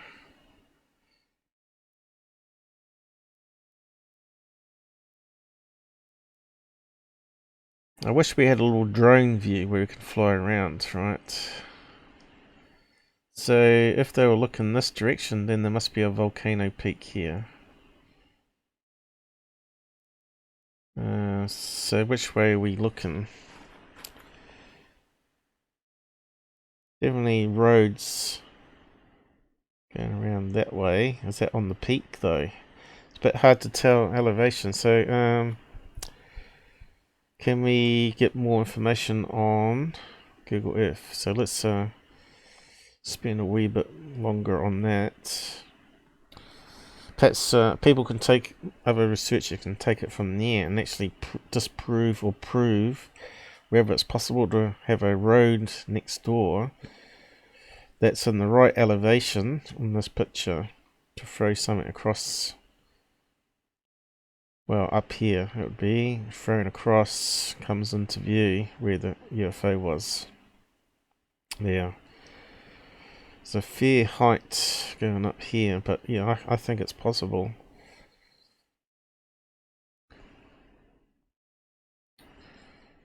And it's going to be 30 feet away, remember, from where they took the picture. So that's a really, really small object, if that's the case.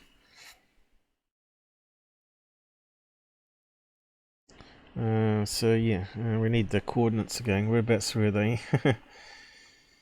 But I pasted them in, didn't I? But it changed it. Was it on this one? Place. It wasn't on that one, it was on this one. Let's go back. No, it's not going to go back. Okay, looks like I have to redo it. Okay, whereabouts was it, Mick?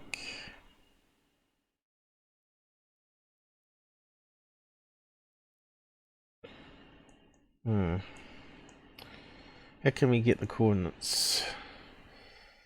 There's no info button, is there? God, I hate this. Measurement distance, directions. Where can we get the GPS coordinates? Anyone know? Directions from here. Measurement distance. Well, why haven't we got GPS or info?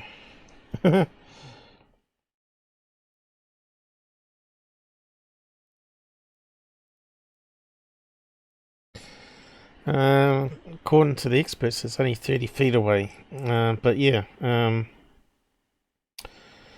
30 feet away and a fair distance up. But because it's only a 2D perspective, it sort of doesn't give us any indication, right? If they didn't see it with their own eyes, we're talking about a large craft zooming down, and it's on an angle, right? So, you know, if it was flying straight level, right, it'd give it more credence that it's not actually slowly coming down as it's losing momentum and spinning on air current vortexes, right? If it was like level, it looks like a small object to me. That's 30 feet away. It's coming across the view. We should be able to see elevation on Google Earth though. And I'm not sure how we can get those GPS coordinates I had.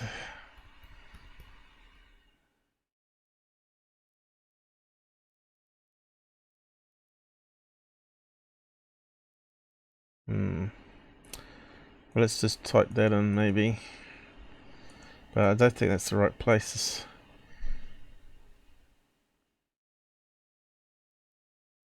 Eve River.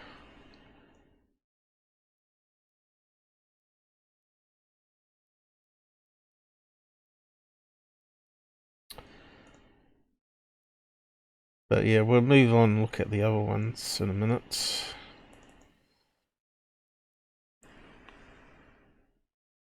Like I said, we'll start with the hardest ones first. Makes it a bit more interesting.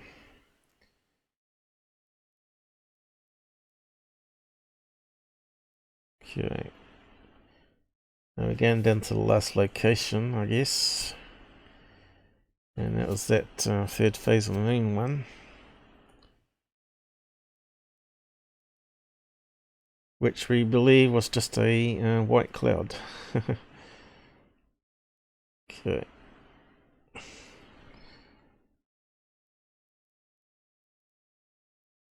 So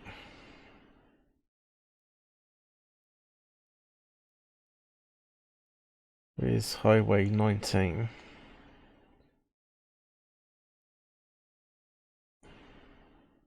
Should be on the map by now, shouldn't it? Highway 19.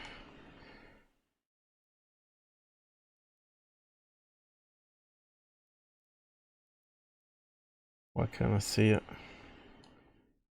We should better find it.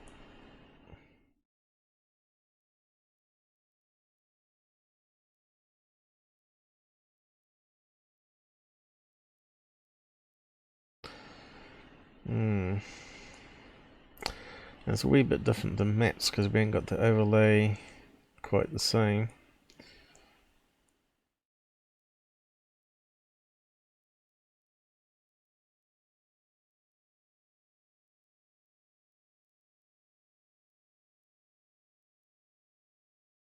But here we can at least see the elevation now.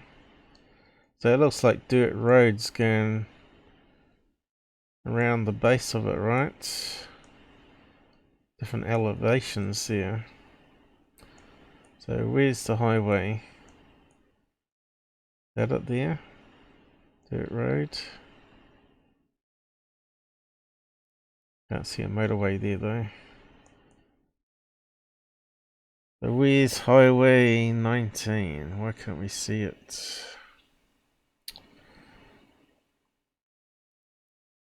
Get rid of the bridge out of it, maybe.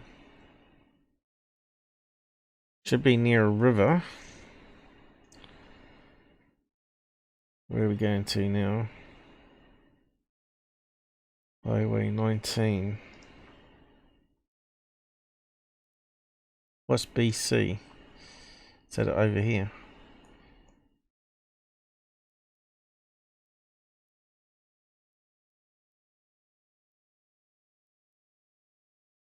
Well, where's the river? Is that a river? Yeah, it looks like the river. Okay, so we're in the right place now, are we? That looks like Highway 19 here, isn't it? How can we find out? So we're probably in the wrong angle here, so we probably have to rotate it that way.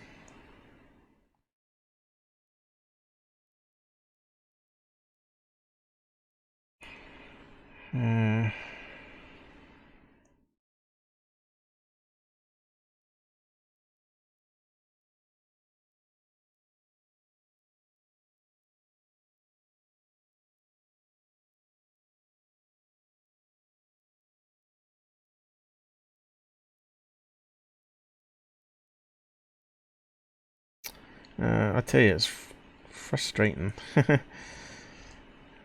trying to work out this stuff.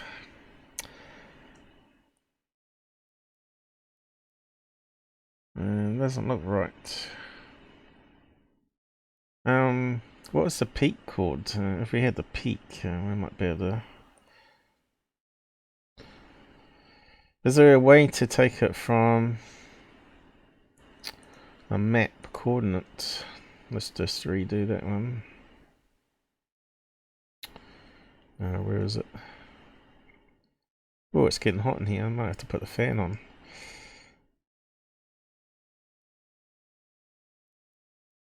Is there a way to take it from that to Google Earth? Is there a click link?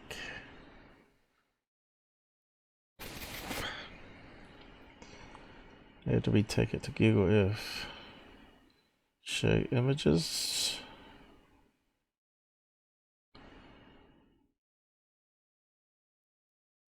Print, share. We want the GPS coordinates, you dorks. There must be this information here somewhere. Bound to be wrong though, isn't it? T. Let's see what happens. Probably gonna lose where I was. What's that gonna do? Couldn't find. Couldn't understand. Should be two numbers, so there we go. Understanding. Here we go. Now we're gonna go to the right place. Finally! Okay, figured it out. It is embedded in the information. But you think there'd be a right click and say copy information, right? Okay, so you go down, you can see here that's where that little area is where they drive down and then turn around. So the question is, what's it look like? on this one. So we can now drop down there. Whoa. Okay, you can see the sides of it's fairly steep. Okay, so whereabouts where they standing? Again, we got the stupid cloud cover. Certainly looks like something going up here. So what we want to do is roll back history. Historical images. Is it going to come up? Maybe you have to exit that. I suppose there's no such thing as history with Street View, is there? I think that's the problem. Problem Houston. Exit. Yeah, and now it comes up, you see. And it goes all the way back to 2003.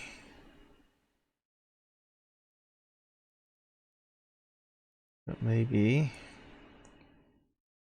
give us a bit more clues. So where's these mountains? So there's the peak there, bollocks what. And you got this big mountain here. And look, there's a dirt track. Dirt road going along here. But is it high enough up?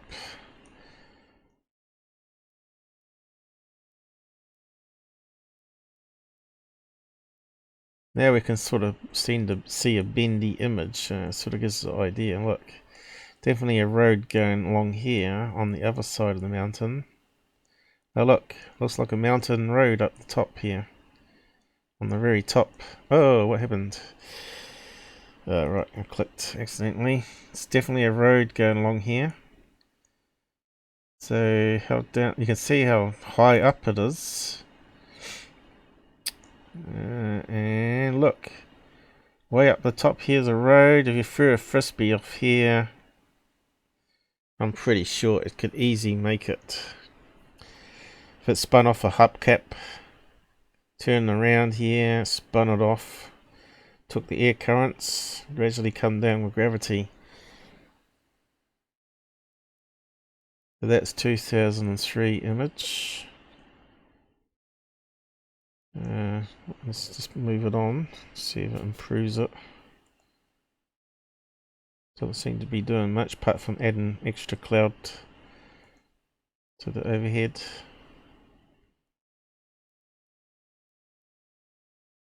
In fact, doesn't even look like they updated the image for quite a long time.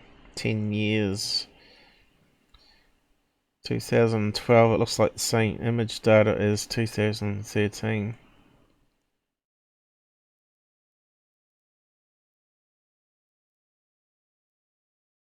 (2015).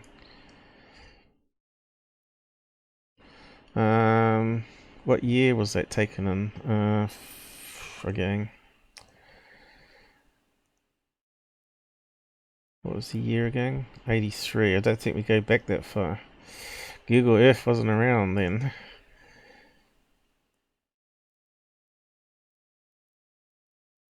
No, maybe. We got some satellite views. 84, that's pretty close, isn't it? 83. Pretty close. And you can see this mountain's damn high.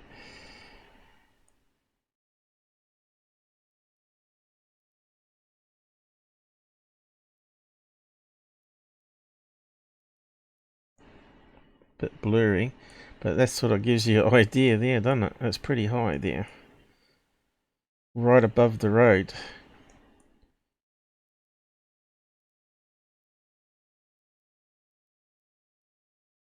There's a road the other side.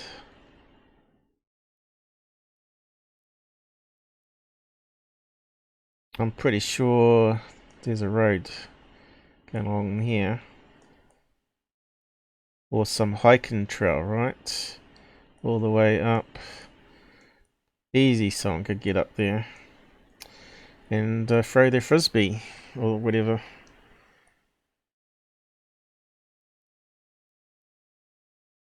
You can see there it's between two mountain ridges, right? So yeah, I don't know, guys. I'll let you decide on that one. But to me, I think it's frisbee or hubcap, like Mick West has said. Unfortunately, have to agree with him. Maybe should bookmark that. How do we bookmark it? Properties, save to my places. Okay. Where did it save it to?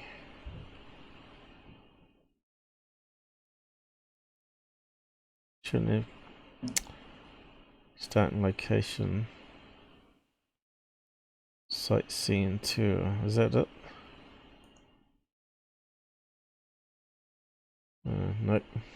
I probably stuffed it up now. Anyway, it doesn't matter. Yeah. Stuffed it up. Okay, moving on. Alright, I better post you a link to that. I'll be back. I've actually got a sandwich here getting cold. It's got an egg in it. My breakfast. What do we call this one? Metabunk. For Hannah. So yeah, just wasted 2 hours on that one. Hey, we're up to 10. We're up to double figures. How about that? I see UFOs. You got some dodgy stuff on your YouTube channel there, mate. Definitely some CGI videos you got. Joe Briggs Jr. Eat your egger. Yeah, I don't have munching sounds though.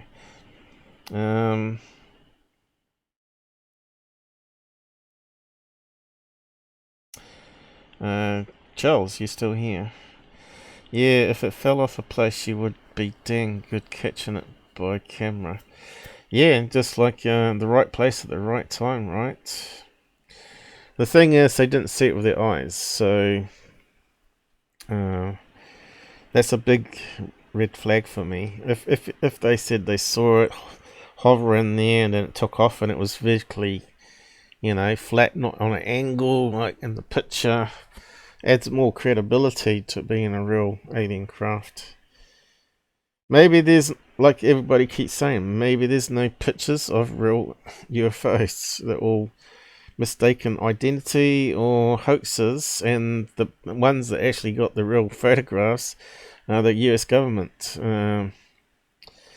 You know, that footage of the laser, the UFO shooting the rocket launch run. I'm pretty sure there's 2 eyewitness accounts that we looked at there that corroborated that story. So obviously that footage is out there, and then we've heard stories about a training video where a UFO comes down and aliens walk out the craft, then get back in and fly away.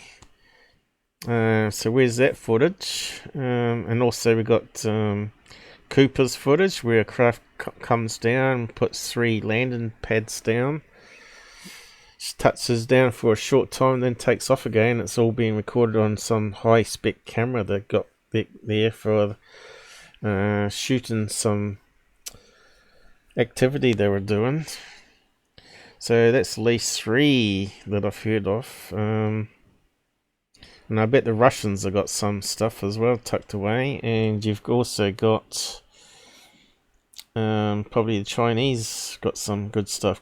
Where you got big land masses, you're more likely to get UFOs. And if you got nuclear power stations, we found there seems to be some attraction there for some reason. Nuclear weapons, maybe nuclear weapons, as we've discussed previously, does damage, maybe to the dimension that they come from. sends in radiation into their field and kills people. So they're trying to stop us using them. So yeah, I'll just close that one down. Okay, on to the next one. Okay. Yay, they say. On to the next one, finally. Greer. Like I said, this might have to be part 1. But yeah, it's good to have more material than enough to go by. So, this one, not that one. We've got a few to go through, haven't we? Why is it not moving? What the hell is going on now? Yeah. Let's put it on the wrong screen. I'm not even sure how it got over there. Okay, we've got a few to go through. Let's see if I can find the one.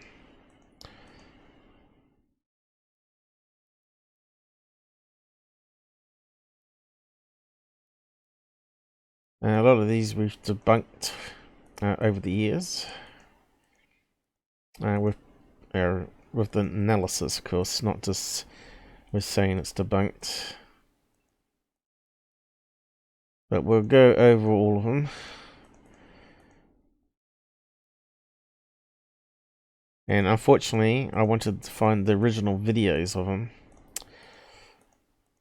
Why can't I find the one I'm after? Maybe...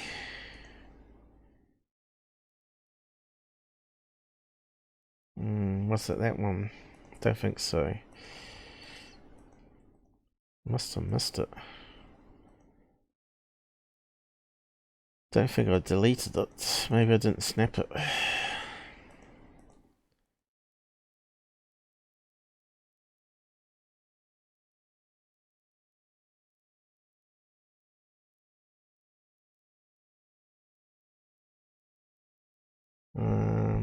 Nope. Yeah.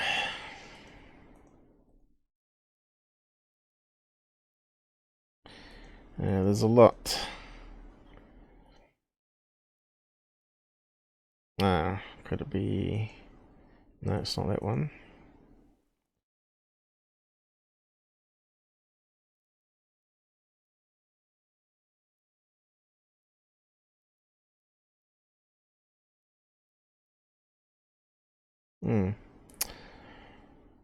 Don't think it was that one.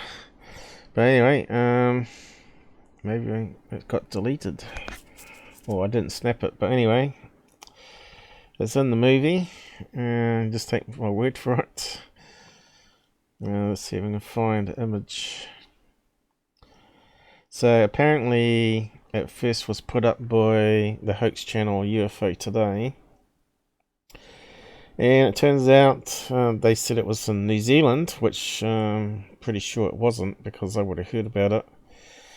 But it turned out to be skydivers with flares over Omama-NE, whatever that stands for, celebrating July the 4th.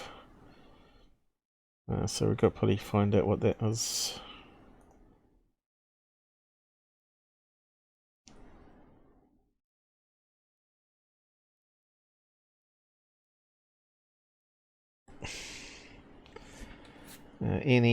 What's that stand for? Nebraska, USA? Nebraska, yep. I suppose that's an Indian word, is it? Omanaha. Onamaha. I don't know how you say that. Yeah, so obviously it was filmed here, not New Zealand. And it looks like it's got a bison, so that looks definitely Indian type land there. Hunting.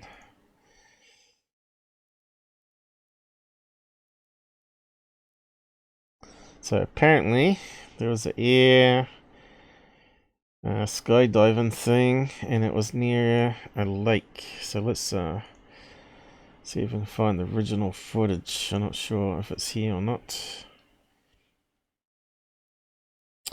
This one here. Might even have it on here. I already got it queued up, haven't I? This one here. I was looking for this one where I should have snapshotted it. It might be in the list. I may have just missed it. Mass UFO mothership sighting. On someone's website, probably the original filmer. And they got it listed as entertainment. Triangle formation. Fireworks. So this should... See, if Greer did his research, you wouldn't put something that's clearly skydivers, that's been proven to be skydivers. Hey, what happened to my mask? My mask, where did that go? My Greer mask. Who stole it? How did that disappear? Where's it disappeared to? Oh, well. You ratbag. Must have closed it. My identity has been blown. You know I'm an alien now. Yeah, let's see if we can line it up again. It's close enough. There you go. It's talking on the side. Dr. Greer. Okay, so let's go back to the video.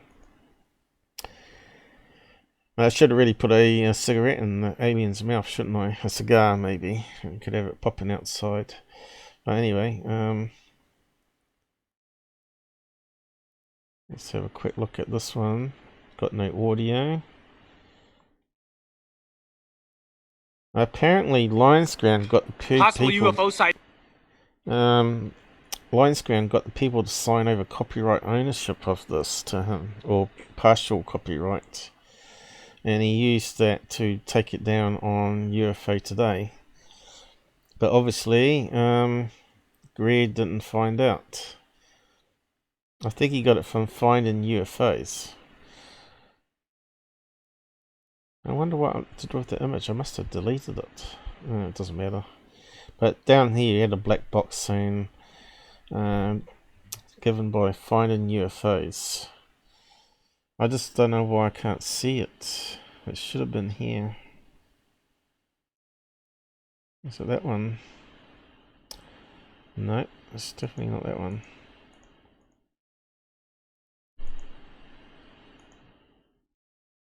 I don't know if it says finding UFOs down here, which is another fraud channel.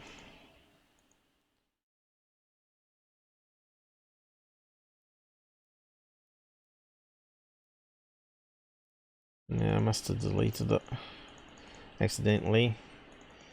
But we got lots of good ones to go through still. To debunk, of course, because we already debunked lots of those ones. You may have noticed some of them. So let's just play it. No, this isn't even funny, dude. I told you I saw them last night. 3 mysterious lights flying over. I hope I'm not the only one seeing this. This is July 4th. Look at one's flickering. July Did you see 4th. that one come out of nowhere? Yeah. July 4th, 2011. Possible UFO sighting. See? There's no Looks way like those are fireworks. skydivers, doesn't it? Here it comes. And they're getting lower and lower to the ground. So Dr. Greer, you stuffed up putting that one on. This is UFOs. They're on paragliders there. I told you I saw And of course the them last flares only burn for a certain time. Hey, what's happening?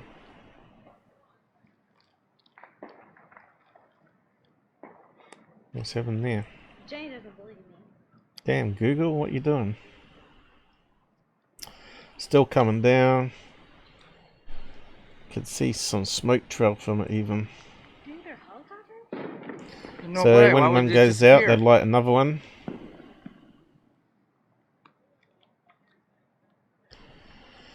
How'd you know? Oh, there's a bug there too, just lit up. There you go, the light and other flares are coming down. They're really low. How do we know they're flares? Because they don't, illumination flares don't burn more than 5 minutes. And these ones definitely don't burn for long.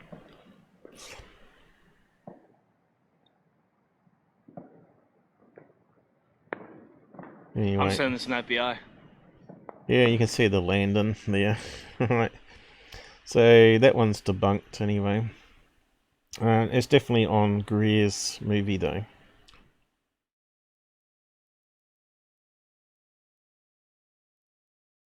And it's not New Zealand, Nebraska. Not New Zealand, but NE. I suppose NE sounds like NZ, right? So that's where the mistakes probably happened.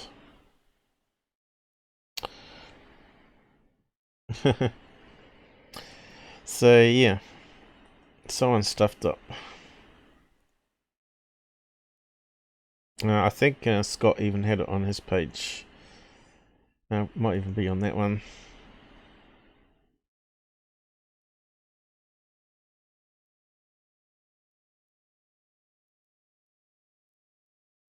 I'll just go back and have a look.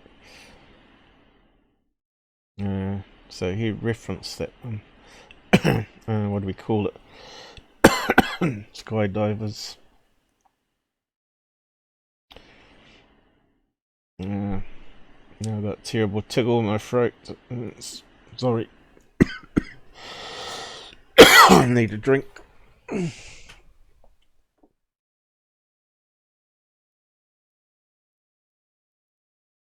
So I'm going to put the fan on. It's meant to be winter. And the room's gone up to 26, 27 degrees Celsius here.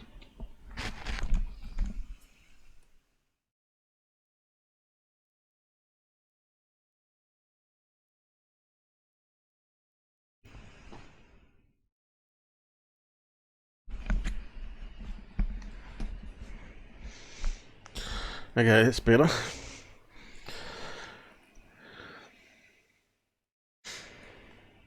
So let's have a look. I know he took a snapshot. Whether it's from the movie, I don't know.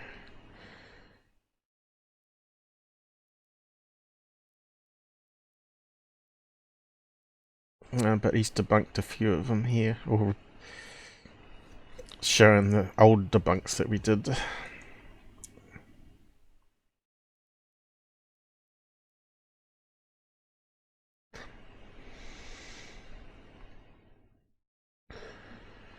It's probably a long way down now.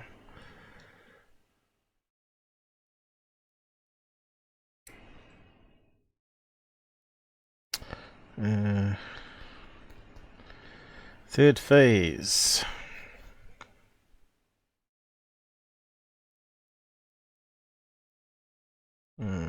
It's coming up here.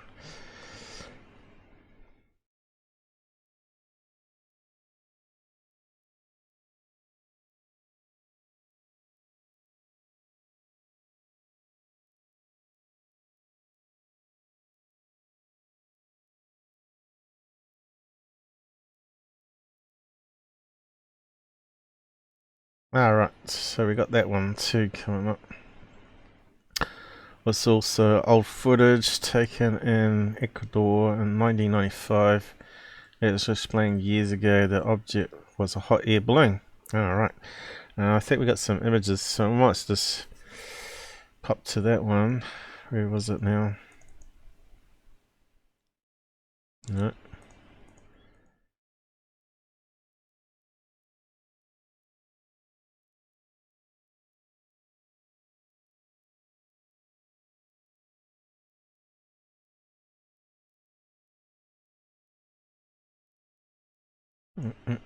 Let's see somewhere. Okay, this one here. Let's look at this one. That's ceiling lights reflecting in a window, right? It's fairly obvious that one's ceiling lights. You know, And then they turn off one of them. They don't move or anything. So that was on finding UFOs as well. So if I haven't got the badge there. I must have missed it when I snapshot it. Let's see, where's that one? It's saying it's a hot air balloon. I know I got some extra snaps of it. That one looks more interesting too. Oh, there we go. Is that the one? That says 2013. It's not 1995. Maybe it's not that one. 2013. It kind of looked like the same thing.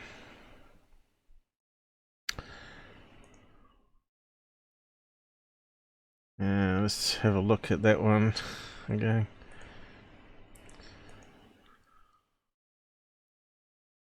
Looks almost identical. Could that be a wrong badge of it? It's got the same sort of shape. Maybe not. Oh well. I was gonna say, it doesn't look like a hot air balloon. Let me just zoom in. So it goes from that and then it goes like that. So to me that kind of almost looks like a flare that's gone off and it's left a smoke trail, right? Probably drifting across the sky, and then another one ignites, causes it to glow. But yeah, it would be good to find the original footage so I can play it to you. The other possibility, it could be a crinkled up balloon,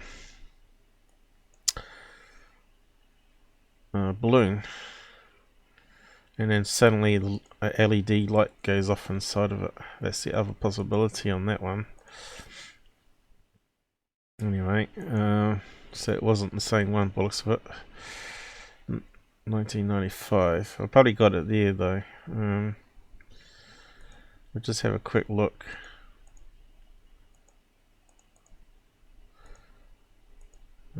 Must have gone round in circles again.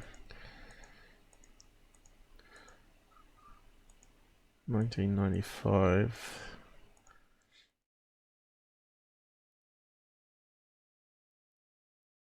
I think I'm going to have to do another day on this. 1994.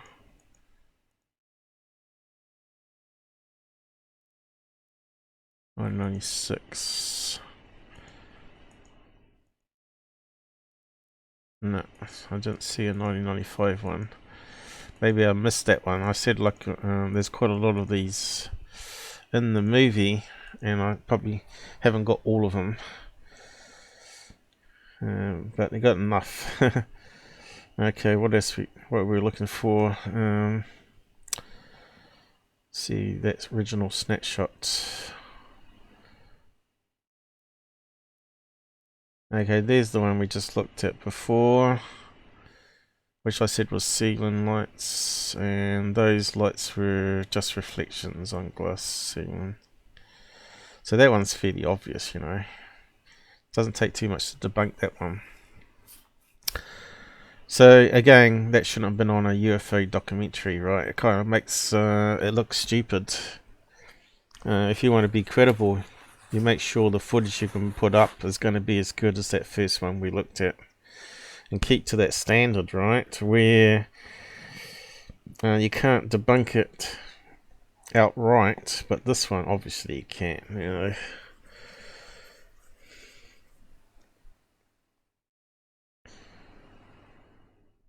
So we're still looking for that New Zealand footage. Has he got it here? So again, we've got that one in the list somewhere. Looks like he's taken it from the movie. He's got the label there, 1994. What's that look like to you? Well, it's out to sea. A jet boat's going along. Obviously, the military illumination flares that have been dropped, right? and have limited burn time, right? 5 minutes, and I bet that video doesn't go on for 5 minutes. In the movie it certainly doesn't. Maybe a minute at most. Still haven't come across the New Zealand one. CE5 event, honestly I think it could be a drone with LED lights. Is that the green one that we looked at?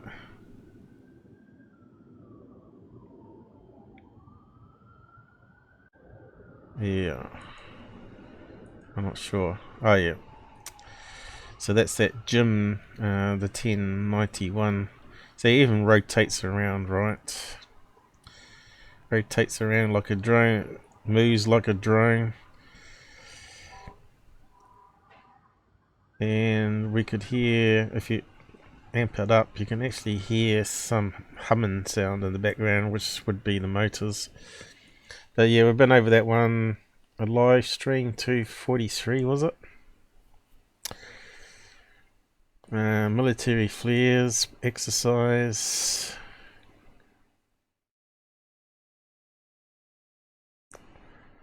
Five stars? Who gave it 5 stars?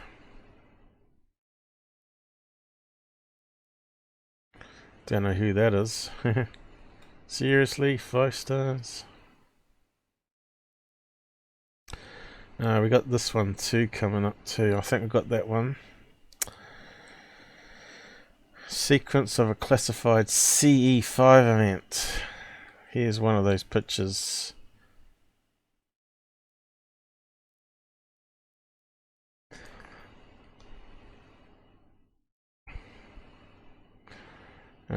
Have to look at that one a bit closer.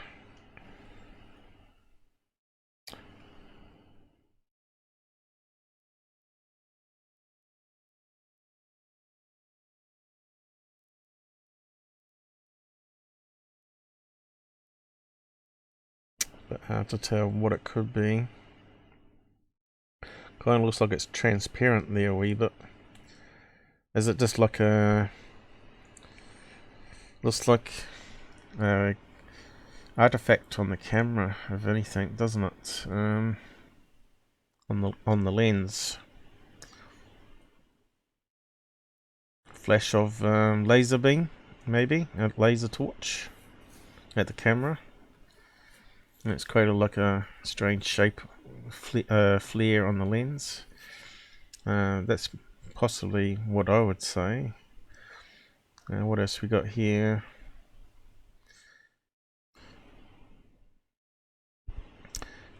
Sky Cannon Searchlight 2006. So that's not Greer's movie, I don't think. It might be though.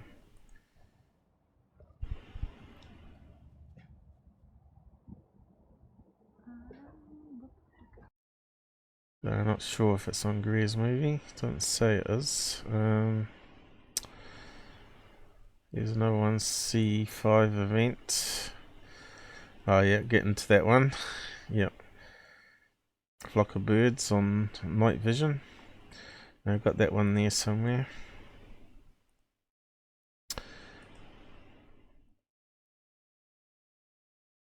It's just ridiculous, really.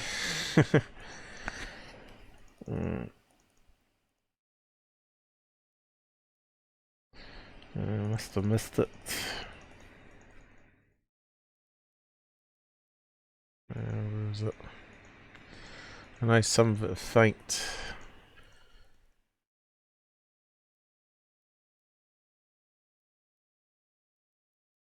Right.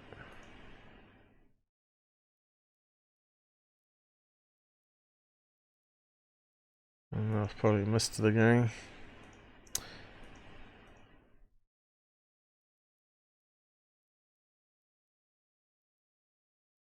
Now this one here, with this white blob going across the sky, and the way it sort of reflects. They don't use any satellite mapping software. That's at the right altitude to be International Space Station, fly past in a couple of minutes, and light reflecting off it. But it also could be Iridium satellite passing on this one. So yeah, hold an event outside. Don't educate people about checking for satellites, and wait for it to come across at the right time. Bingo! Another $2,000 in the bank.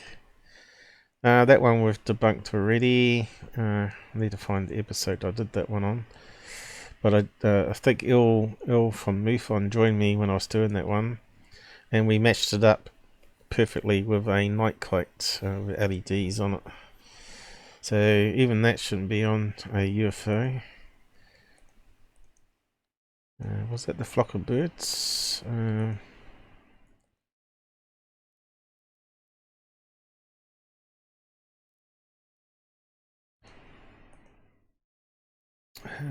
Okay. What was that one? I think that could have been the flock of birds. These formations here, moving across the sky, you know, like geese on night vision, giving off heat. Let's go back to... Is that the same footage? It kind of looks like it is. Has it got a year number on it? Australia.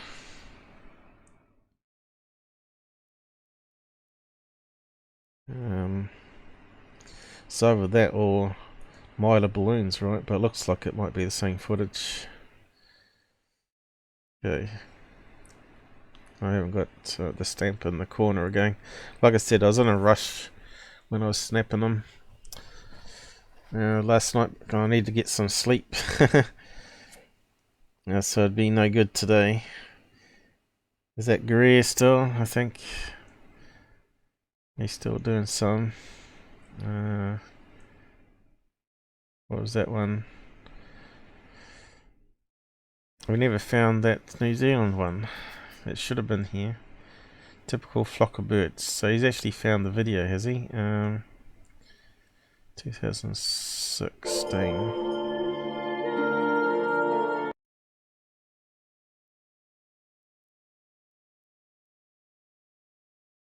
You see this formation here flying past, I think. It's very hard to see it, but that's obviously a V-shape geese flying in the sky. It's a very bad video, hasn't been enhanced. And those other lights are obviously stars. Here they go, they've put it through filters now, so you can see it better. And that's what birds in the sky look like with night vision. Again, it shouldn't be on a UFO movie, should it? It's making a laughing stock of all the UFO community that take it seriously. The guy's a joke, really is. So let's... I didn't find that New Zealand one, but I'm pretty sure it's on his page somewhere. But you just have to take my word for it that I missed that one somehow.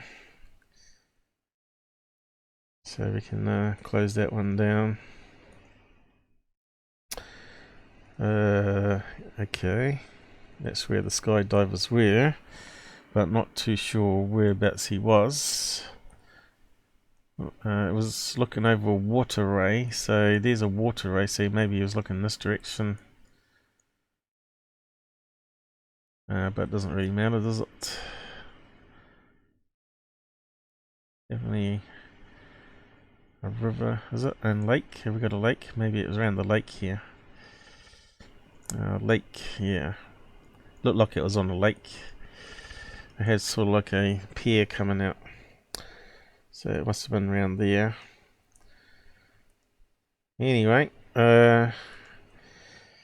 let's just go through some of these ones then.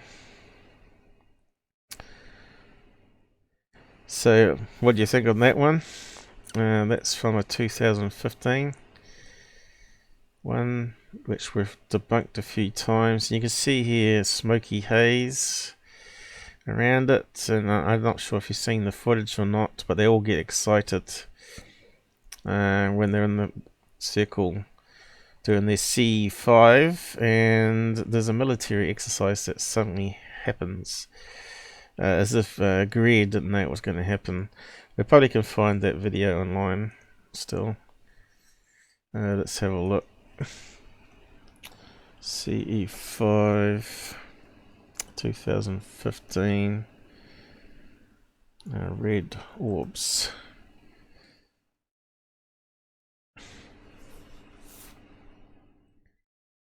Let's see. Probably won't come up.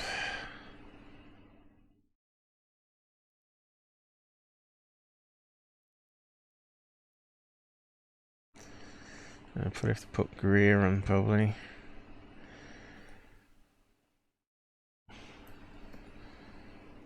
I think it was his group that filmed it. Here we go. Let's have a quick look. I think that's the one.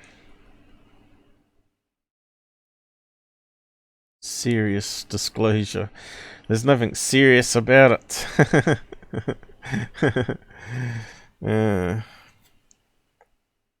Hey, we got 11 likes. Thank you for liking. So this one here that he calls a light beam, right? There's obviously lens flare going on the camera, so we have to look at that one a bit more detail, what a lens flare is. It happens on film. This one here with the Nellis base one, I've looked at it in detail, and basically it's a blowfly that's flying in front of the camera, and it's been edited with a radar map. Someone's merged two videos together using camcorder technology. The radar map doesn't even match. So you see the objects here, and here we got a blimp in the radar here. They should really be straight underneath. And let's just carry on. So it looks like he's added a lot from the movie on this page here. There's that one we were looking at to start with. We got that one. Bright object in the field. Probably someone let off a flare in the middle of the paddock. So someone's got to be hoaxing at these events, right, to give them something for their money, because they pay like $2,000 a head to go to these events. You can see he's got groups of 10 to 20 people. That's quite good money, you know, for one night. Donate! Yeah, right. And now it won't go away.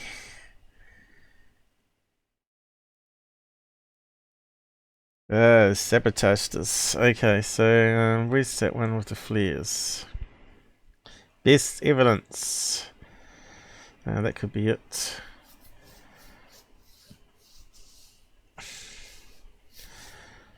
Pretty sure it's 2015 though.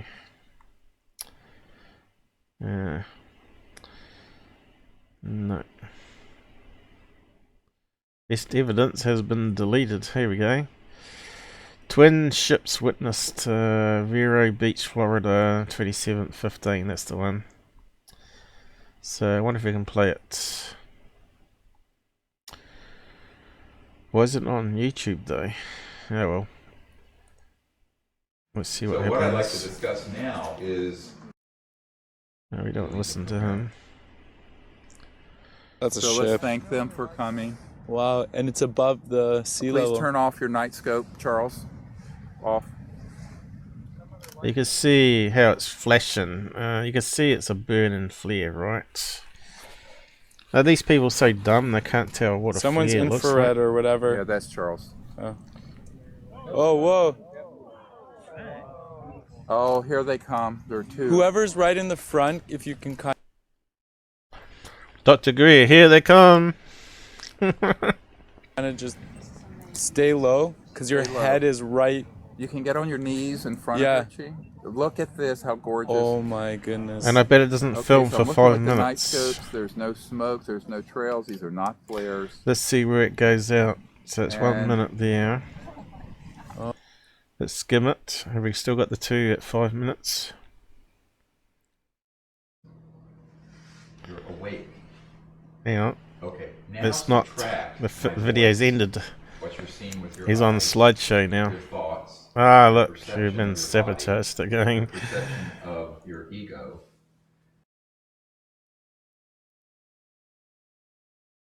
I don't know. Did we get rid of it completely?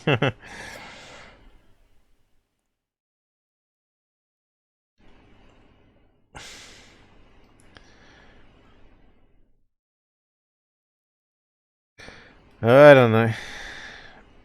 What a crappy site. Yeah, sabotaged. Keeps one of the... What's your money? Man. Look, I don't even get money. Why should I give money to this scumbag? I do a better job at looking at the videos than he does. Yeah, where's it disappeared to? That's a good question. Let's go back again. But it wasn't, they didn't last 5 minutes is what I was trying to say.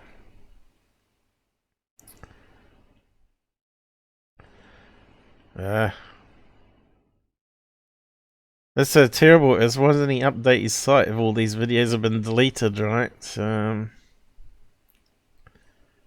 we go. We got it again.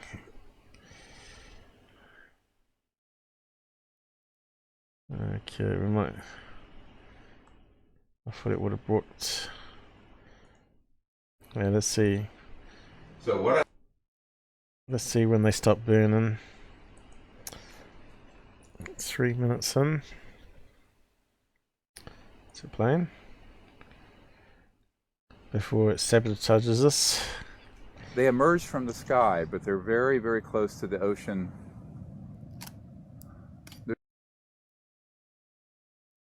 And you can see they're getting lower. Like hovering. flares would. They're not. Whoever's just right in front of the yellow kind of blue jacket, your head's... Look at all the smoke. No, yeah, you just kind of went to go down. Okay, you know what? I'm gonna move. We should be filming. I am filming. Well, look, you can even see lights Those of in boats front, on if the you can water get on there. your knees or sit on the ground and look in front of your chairs, but stay low. Thank you.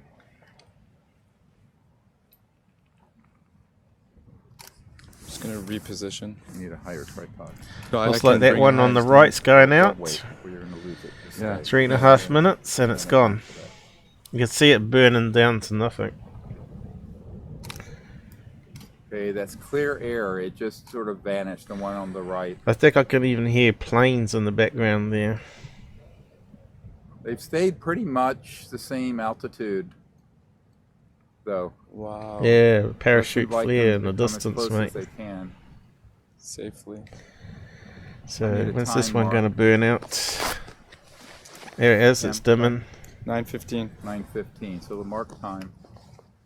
Burning out, burning out. 9:15. Oh, that's Gone, gone into gone. the ocean. See what it did? Okay. Yeah, it burned out before 5 minutes. There you go.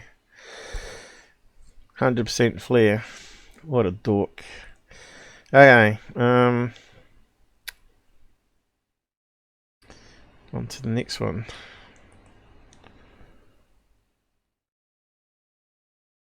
I can't tell you how mad these people make me. And how gullible people are sucking in by this nonsense. These guys are paying a lot of money to go to these events where they think they can summon. They can call UFOs like a lapdog dog, right? It doesn't happen. Aliens will show up when they want to. And they're not nice, like he's saying, Space Brothers. That's a really embarrassing one to have on a new movie, right? You're right there, Joe. That one was the best one. And this one here. He's saying this is a alien with a triangle head, right? This is another light being one which I debunked straight away. So what I did is... I thought, looks like a woman's face on the side here. So I thought, let's just rotate it. And... there you can see a woman. It's got some hair. And it looks like an arm going up to a hand. And a neck. And it's got like a collar on a black sleeve. Some sort of shirt. And she's got a red jacket on. You can see the shoulder coming down here. and he's saying that's an alien with a triangle head, right? So what happened is someone in the party was spinning around with the camera and just took a snapshot, obviously, and that's probably someone in the circle or ring of people, right? And it's just got deformed because it's in motion blur, or they purposely have photoshopped it. That's the other possibility. But yeah, I've talked about this one before in the past, and it'll probably be in my playlists. Let's have a look. Truth on Dr. Greer. I suppose this one will be added to it as well. All these charlatans we've got to keep an eye on. See, that scroll list is broken. I'm going to have to report that to Google again. The scroll list only goes to about 12 thumbnails, not all of them. So if you're listening, Google, no doubt I've been limited on ads now. Let me just check that too. Have I said any bad words? I've been trying to be careful. Is it still ad enabled? No, it's limited. So what did I say that's got me limited tonight? You know, that's just stupid. It's a really stupid system.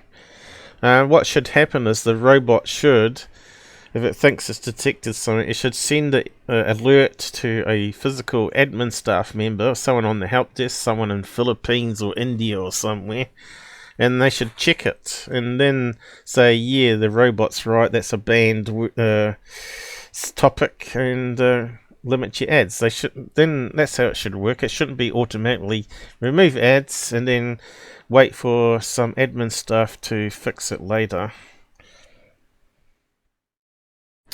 I heard you owe $1. Who owes $1? They probably broke it, Paul. Just again. Now I've probably made $1 since I've got ads.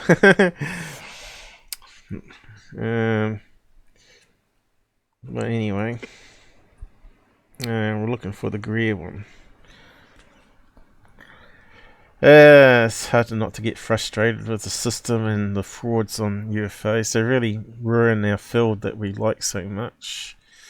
I know there's real ones out there. I've got credible people I trust that have seen the classic silver ones like we saw in that first picture, hovering above forest, shooting off. Of course, those ones, they're too busy watching it and not thinking about getting a camera. Most of the time it's at night anyway. Where's the Greer one? It's got to be here. Like I said, sometimes I just can't see it. I've got so much here. This is why I had to use playlist to break it up. Oh, here we go. Open a new tab.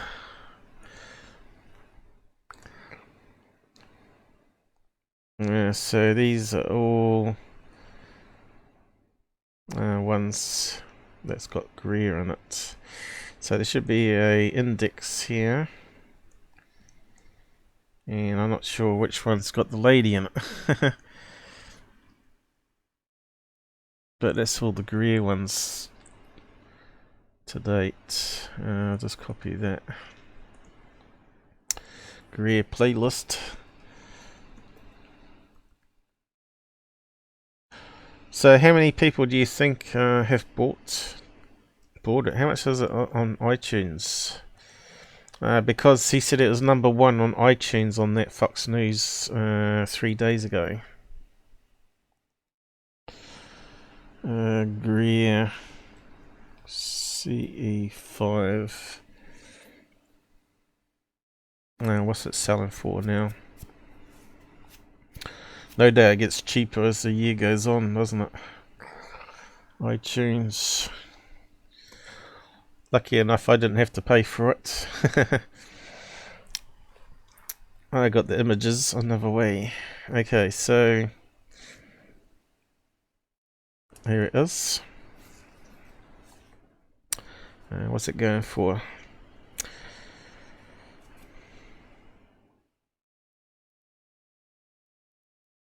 Does it even tell us the cost? Rent $5, buy 15. Wow. How do you know if it's number 1 on iTunes though? Whereabouts does it tell you? 4.3 out of 5. Are you serious? That's got to be a lot of fake votes on that, right? Oh look, there's some clever people.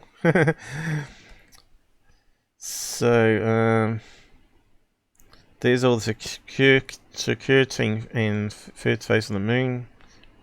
UFO people up there. And here's some that's starting to wake up that it's some bullshit. And these ones have woken well and truly up to the bullshit that's been peddled. I think he might be just a disinformation artist. There you go, 1091.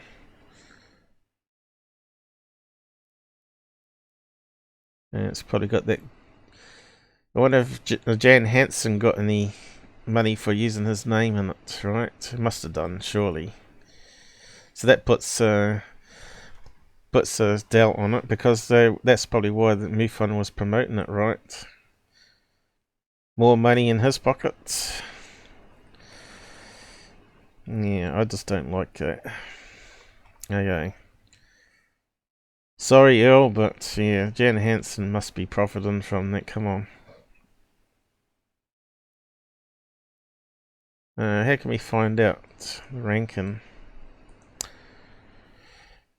I don't know.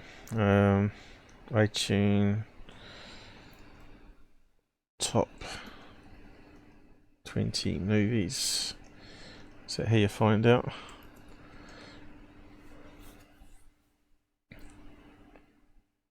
Okay. I suppose that's the current list there, is it?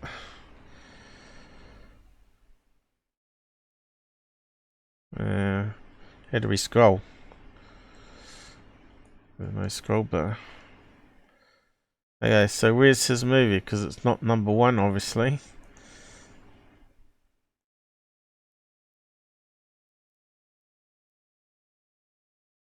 Harry Potter. Unacknowledged. So there's one of them. That's his older movie.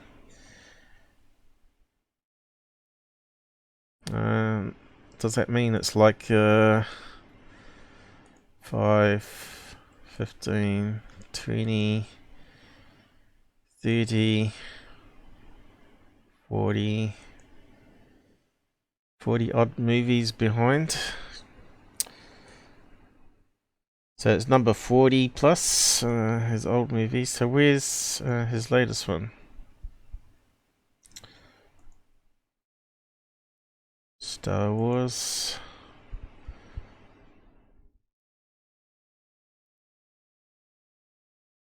Unacknowledged. It's not listed. I didn't see it.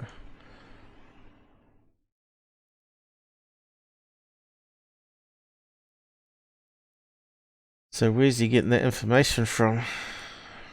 Is he telling lies? Is there another way? 20 movie. Let's have a look at that one. 20 May. So that's current. Number 1. So it's not number 1, obviously. He said number 1 on that Fox interview.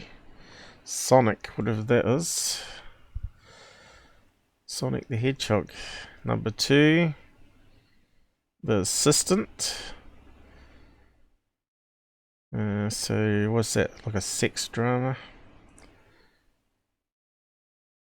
Bad Boys for Life. Okay, that must be like number 3 movie, is it? Star Wars. Okay, I'm not seeing your number one, mate.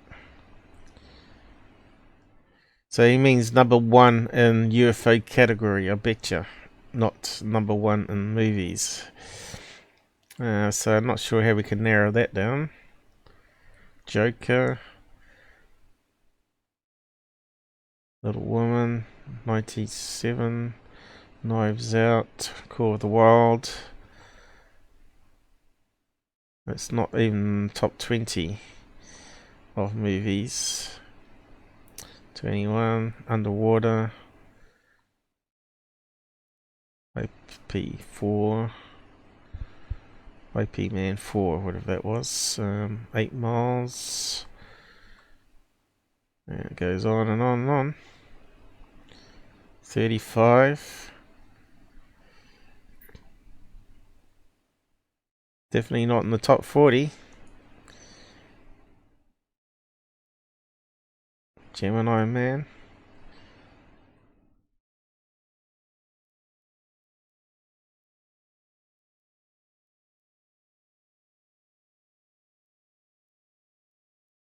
I wonder if we can search it quicker somehow.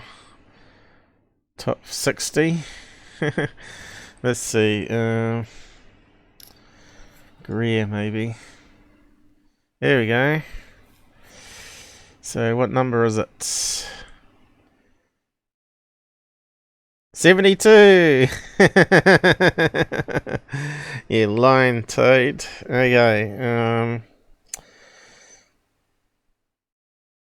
I wonder if there's any more. There's a number unacknowledged. Is that the one? There's only 2 references of a name. Same movie. So it's number 72. What's that relate to? Cells, so. So how can we do it by category? What is iTunes number 1 UFO movie? Because there's not too many of those, so you'd expect that to be higher up, wouldn't you?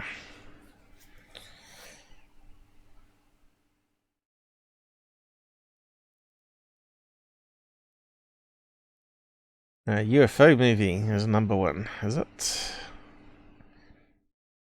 That would probably make sense.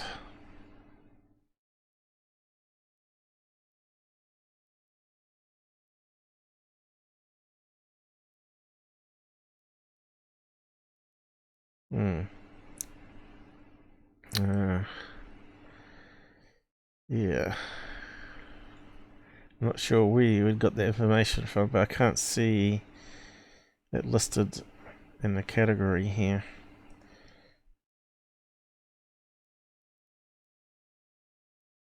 Unless it's on their own admin panel, which it might be.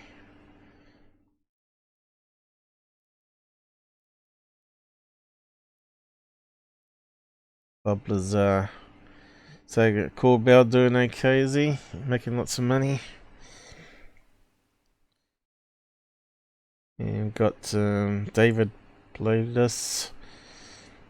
He's probably rolling in the money too. Let's see. If I think about 200,000 people generally buy. 200,000 people buy a movie in a year off the documentary times $15 is not too bad. $3 million. I wonder what his cut's going to be. How many sales of Greer's movie? What if that'll tell us? Nope. Probably have to use the movie title.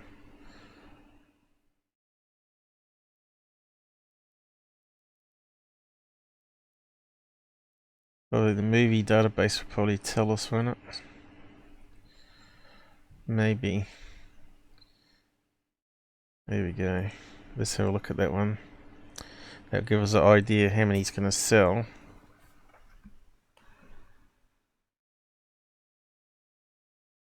Come on. It's number 7 out of 10. Oh, you got to be kidding me. I thought that was even worse than the current movie. Okay. Does it tell us box office sales? Probably not.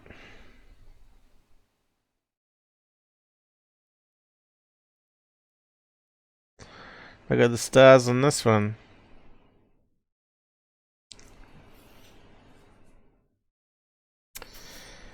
Interesting. What people? What if he's a fake person?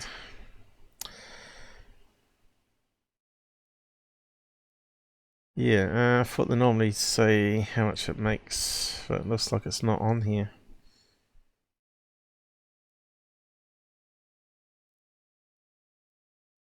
Unless there's a sub thing.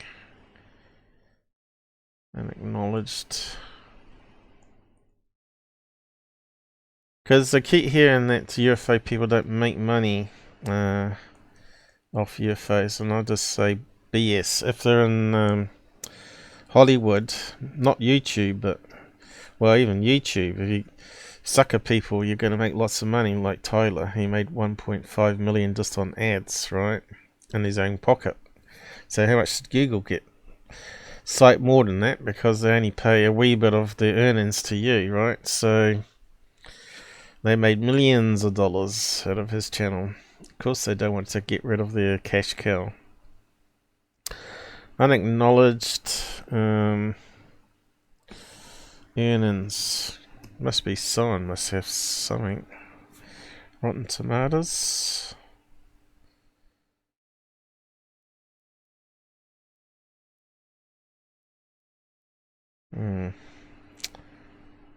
Netflix. Did it end up on Netflix, did it? Anywhere where they can make a buck.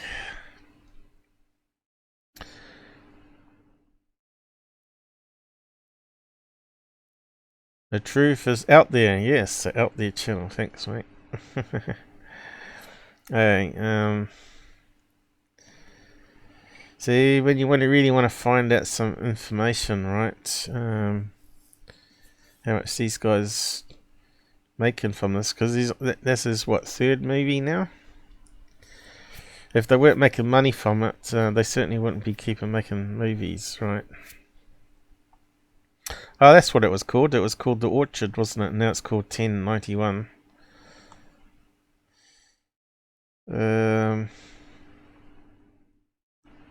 Yeah. Printing money. 10 richest books deals. Let's have a look at that anyway. Yeah. Yeah, it's all a scam too. Hillary Clinton. I suppose it's Obama and all that, isn't it? Yeah, all the Clintons are all making the money. Yes, Americans like to buy and follow all these crazy people in politics. Just a waste of money. It's just Western UFO field. Okay,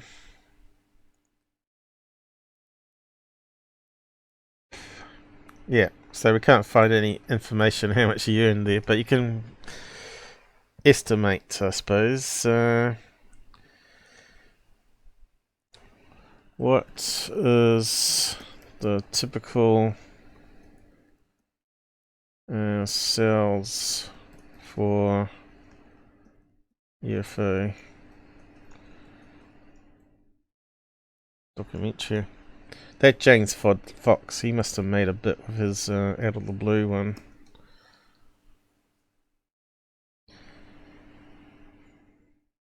Okay.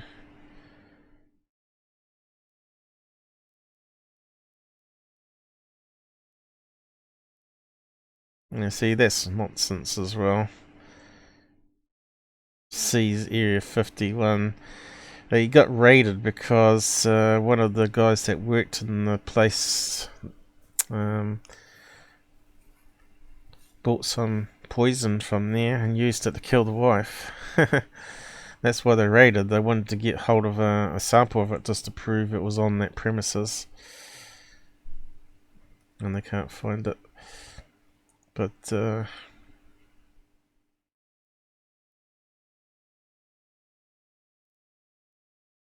again, we can't get the answers we want. I think it's 200,000. What's the typical sales for documentary?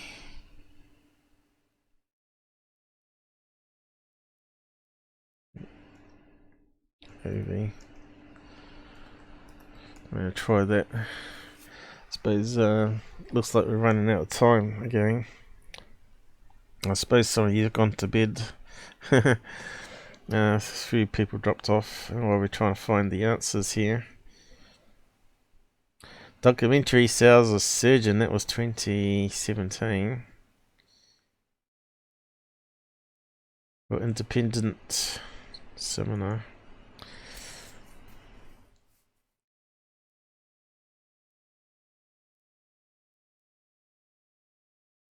Does it tell us a figure? Come on. Prove me wrong. Was it 200,000? Doesn't tell us. Useless. Everything you need to know. Yeah, right.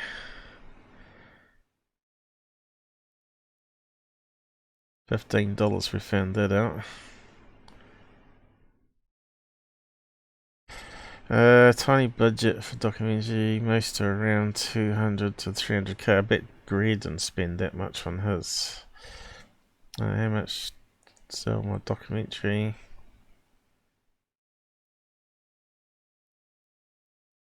How much do documentary filmmakers make?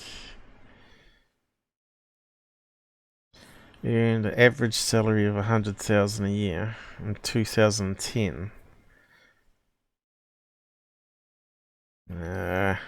Plus, that doesn't make sense.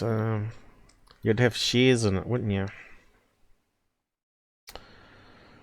How much does Netflix pay for movie?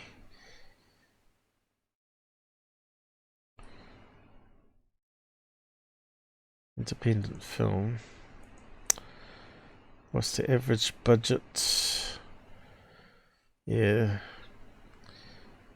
It's not going to tell us, is it really? Oh. See if you can find out, if you know out there. You need the inside inner circle figures. And you got people knocking out books, you know. Was it Nick Redfern? It's about 48 books or more. Which is a bit sidetrack, but Redfern books. Does it tell us how many there are?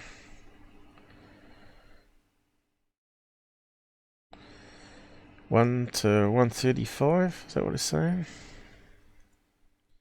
He's got 135 books. And that means, considering his age, he's probably knocking out one every 6 months, is it? Nick Redfern.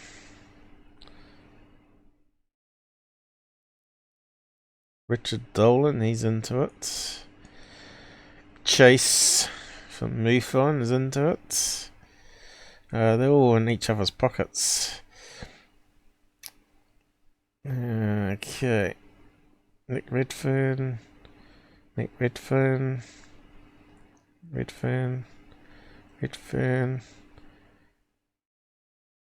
Where's he in this list?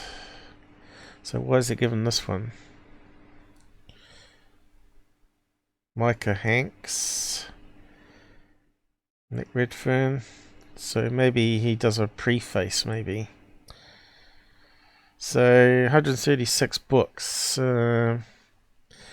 So if he wrote one a year, he'd be 136 years old, right? So how old is he? About 50? So that's at least 2 books a year. Amazing. And there's no money in it, especially... I don't think that's true. I think there's obviously money from it. So if you've got enough books out there selling for $20 a cover... what was that one? Oh yeah, that was the lake thing. Okay, so yeah, looks like we've run out of time again. Unless you want to keep on going. I'm okay, even though I've had 5 hours sleep. Let me just check a few things here.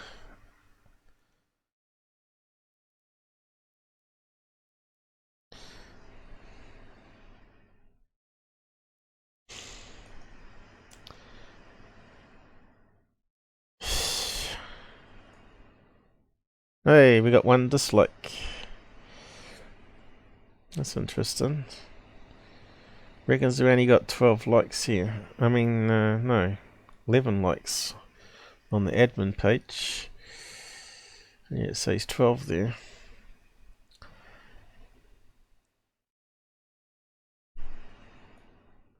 Limited for ads. Yeah, we know that. Oh, right, now it's updated. 12 and 1 dislike. I wonder who the dislike was. A Greer fan? You know, who else has a alien with a Greer mask? You know, that's got to be novel. Right. Hello. I'm really a alien grey. I'm not sure how it's been going. It looks like it's been working alright here. Whether it's capturing it at the same speed, I don't know.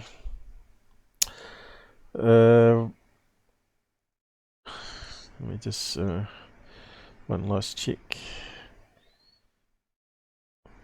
Oh, we've lost a sub. We're back down to 2275. It seems to keep going up and down, up and down. So I'm not sure what's going on there either. Oh well. I wasn't meant to close that. Yeah. Yeah. So I can keep going if you want to. Oop.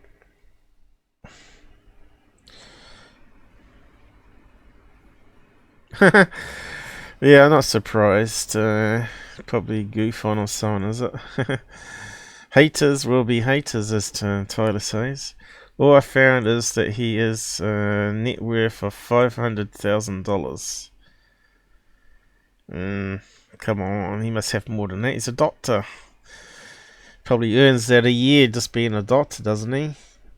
Unless he doesn't do that. Maybe it's easier money going out with 20 people and making $40,000 in one night, right? And just do that every month. What's 12 times 40,000 a month? No, you probably do it more than once a month, but still. That's 500,000. There you go. It sort of works out, doesn't it?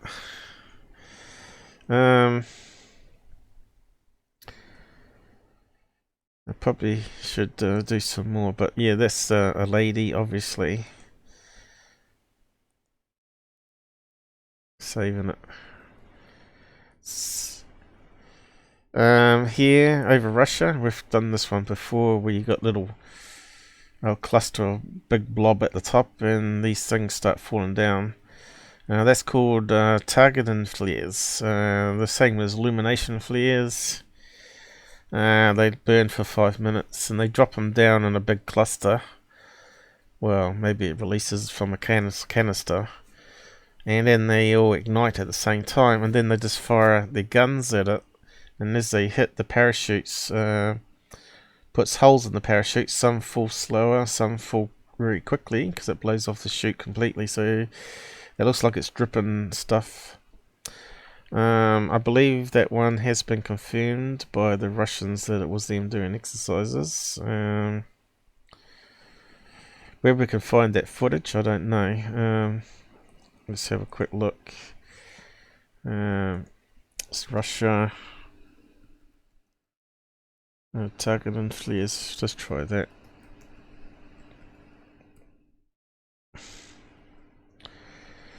I suppose that's a banned word when you say Russia. China, Russia. I think I said China and Russia, didn't I? That's probably why I got my ads removed. Okay, so here we go. Example.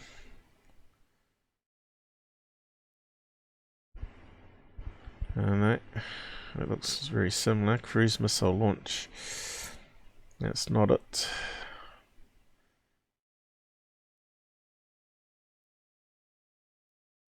Cruise missile generally launches from a submarine with a conventional, like a compressed air, pretty much shoots it out in the water, and then the rocket engine fires before it starts falling downwards and cruises off. Probably not going to get it with illumination flare. You probably have to put the thing called UFO in the label.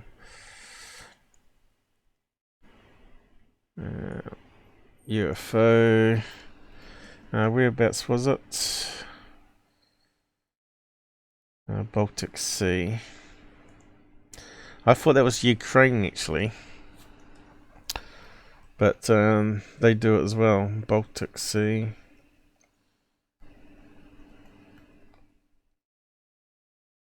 See if we can find it, because this is where he would have got it from.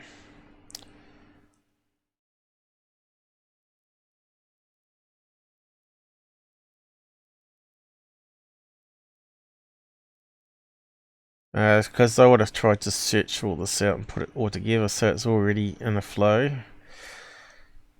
You can see it's time consuming finding all the footage. So you can just play the video, show people what's going on.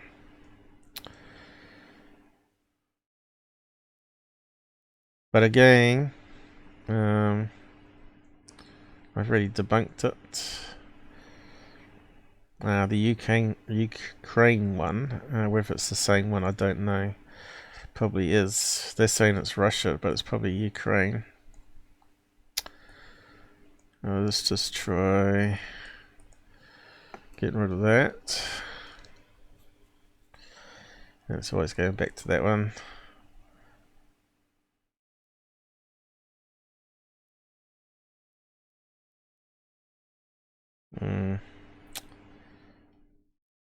Should be out there. We got a year number, didn't we? 2017. What's 2017? That's when Ukraine and Russia are fighting each other, right?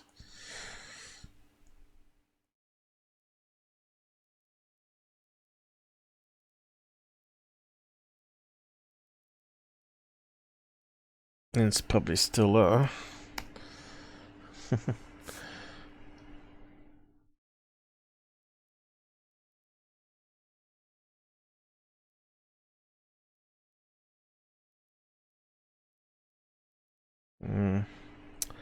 It's not coming up the searches. UFOs in the name though. Why is it not coming up? Useless Google. Really useless. I spelled Balta, not Baltic. But it's not working anyway, so let's try. There we go. Clear the flare drop. That's probably the footage. I'll keep going. Let's have a look. Is it 2017? Daily Mail. Let's have a look.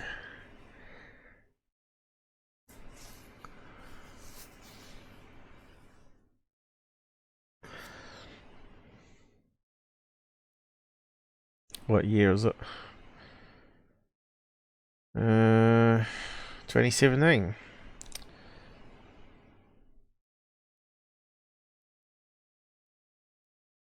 I think secure team had this one, right?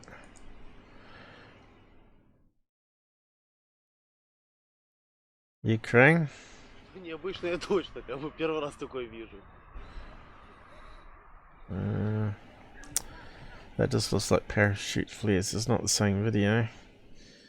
But you can see they do a lot of these flares drop. Привет. Чё?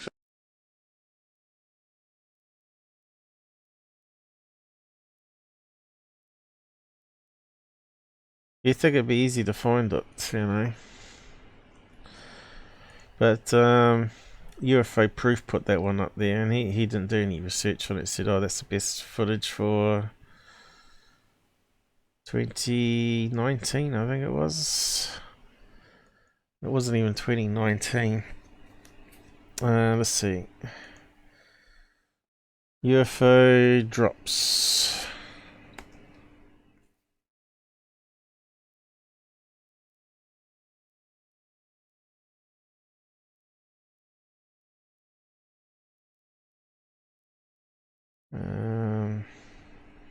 Should be here, shouldn't it? See orbs.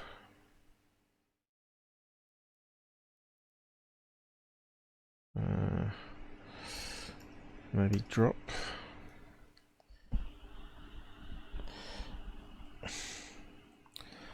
This is always the problem I have finding the ones I've already done before. Orbs, UFO orbs maybe.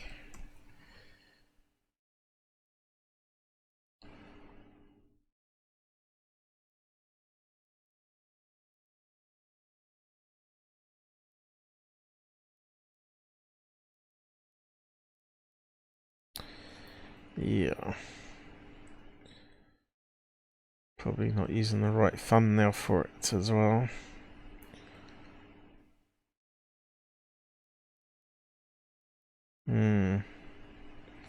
What else can we say? Dropping. Try that.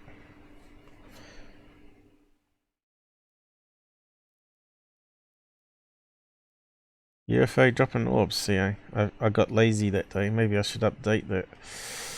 Should actually put a cover on with the proper stuff in the episode. Now that's when we got new artwork put on.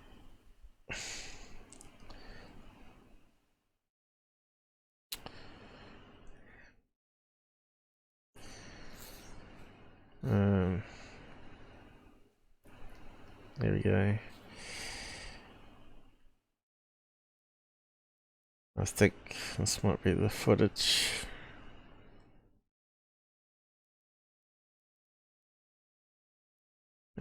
Come on, focus on it.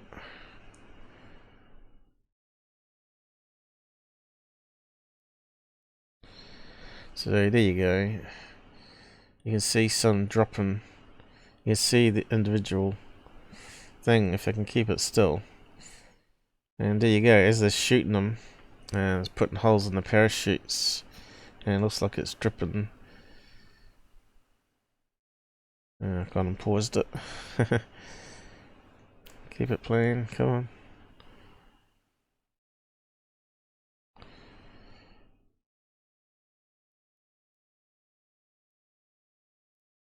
Where's the slidey?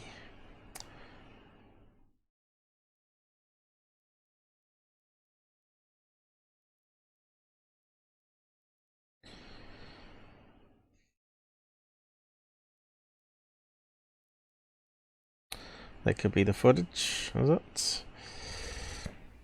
You probably have to look in the side chat for the link.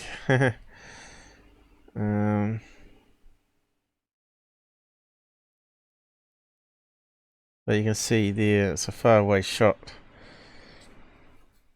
So what they do is they drop a whole cluster of flares, and they got like artillery on the ground that they need to calibrate the sights on, so they just fire it and see how many they can knock down. And then they're on target or close enough to knock down a plane anyway. And also you get occasionally people firing them from boats out to sea, and they got like a 2.2 rifle, and they use it for target practice. You also got ones that shoots clay pigeons from the back of boats as well. but you don't see those ones. But yeah, flares shoot up a handheld flare that has a parachute on it. So you've probably seen some of those. Alien Highway, I think I talked about. Had one particular one where that was the case, off Florida, I think it was. So yeah, go and check out that one there. UFO dropping orbs equals flares. Yeah. So that's that one there. Exactly the same. You can see it's the same. So for that's a better footage, maybe a different angle, maybe a different time, but still the same thing.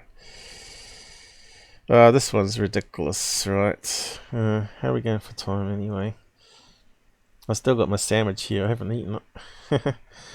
3.5 hours, so we might have to come back to these. So this is one I want to do research on. Maybe do a live research, but it kind of looks like it's got a Greer head on it, look. What does it look like? It looks like an angel boy balloon, right? Apparently they snapped this floating over near the group of people doing CE5. If no one's not blowing up a balloon and maybe sticking a wee bit of a little motor on the back of it to remote control it over the group and fly it past. I don't know what. You can see it's got legs, as if that's going to be an alien, right? What does it look like? It looks like a kid face.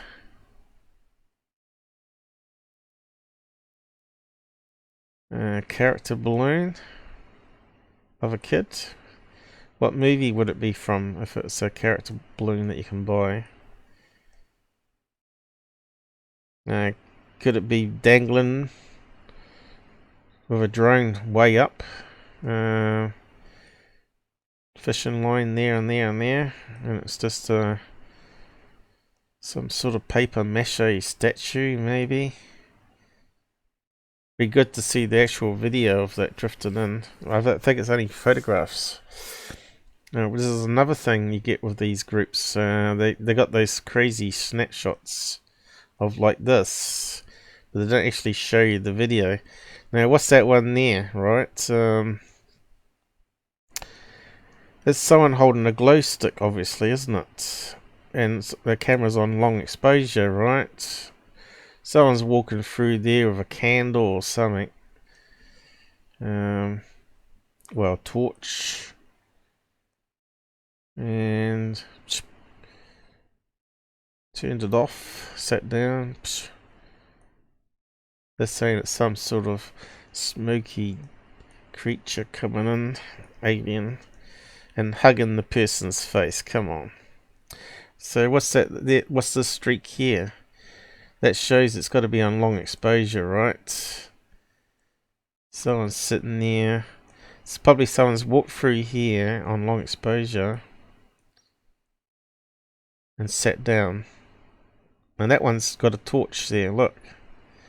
There's the person that walked through the frame, sat down. Guarantee it. Looks like a white end on it there. Red doesn't show it too well on long exposure. Come on, common sense. And that's on a movie, selling for $15-16. That's just ridiculous. So yeah, I wanted to find out this one here. We must be able to identify this one. So maybe leave you with that, and we'll just carry on another time. See if we can research that one there. See if we can find any matches to that. And leave you there to think on that one.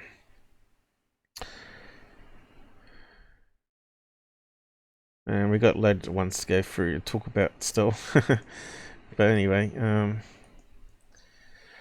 3.5 hours is enough for me, and probably is for you. What's the time everywhere? Where's the clock? Just check. Alright, it's coming up to dinner time for you guys, and 9 PM, so you're probably out and about having dinner now. And UK, I think those guys would have gone to bed a long time ago, Charles and all that. But anyway, looks like they joined us longer on this one, I think, guys.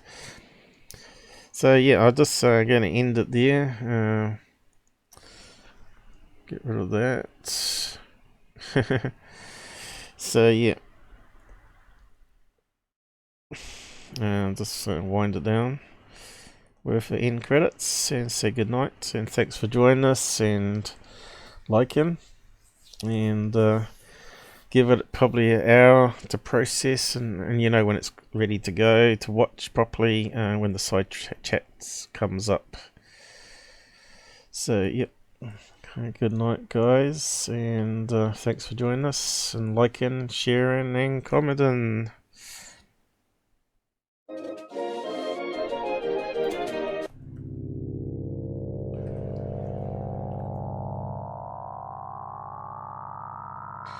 Thank you, all UFO, real UFO folks. You know who you are. You know who the frauds are.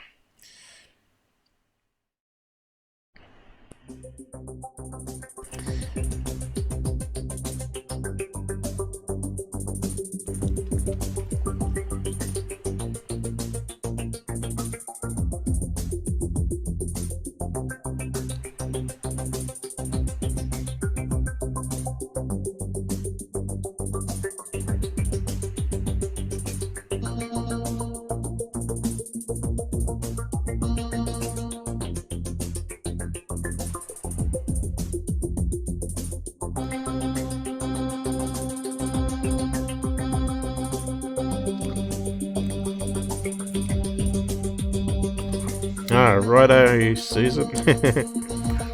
Thank you. One day people might donate.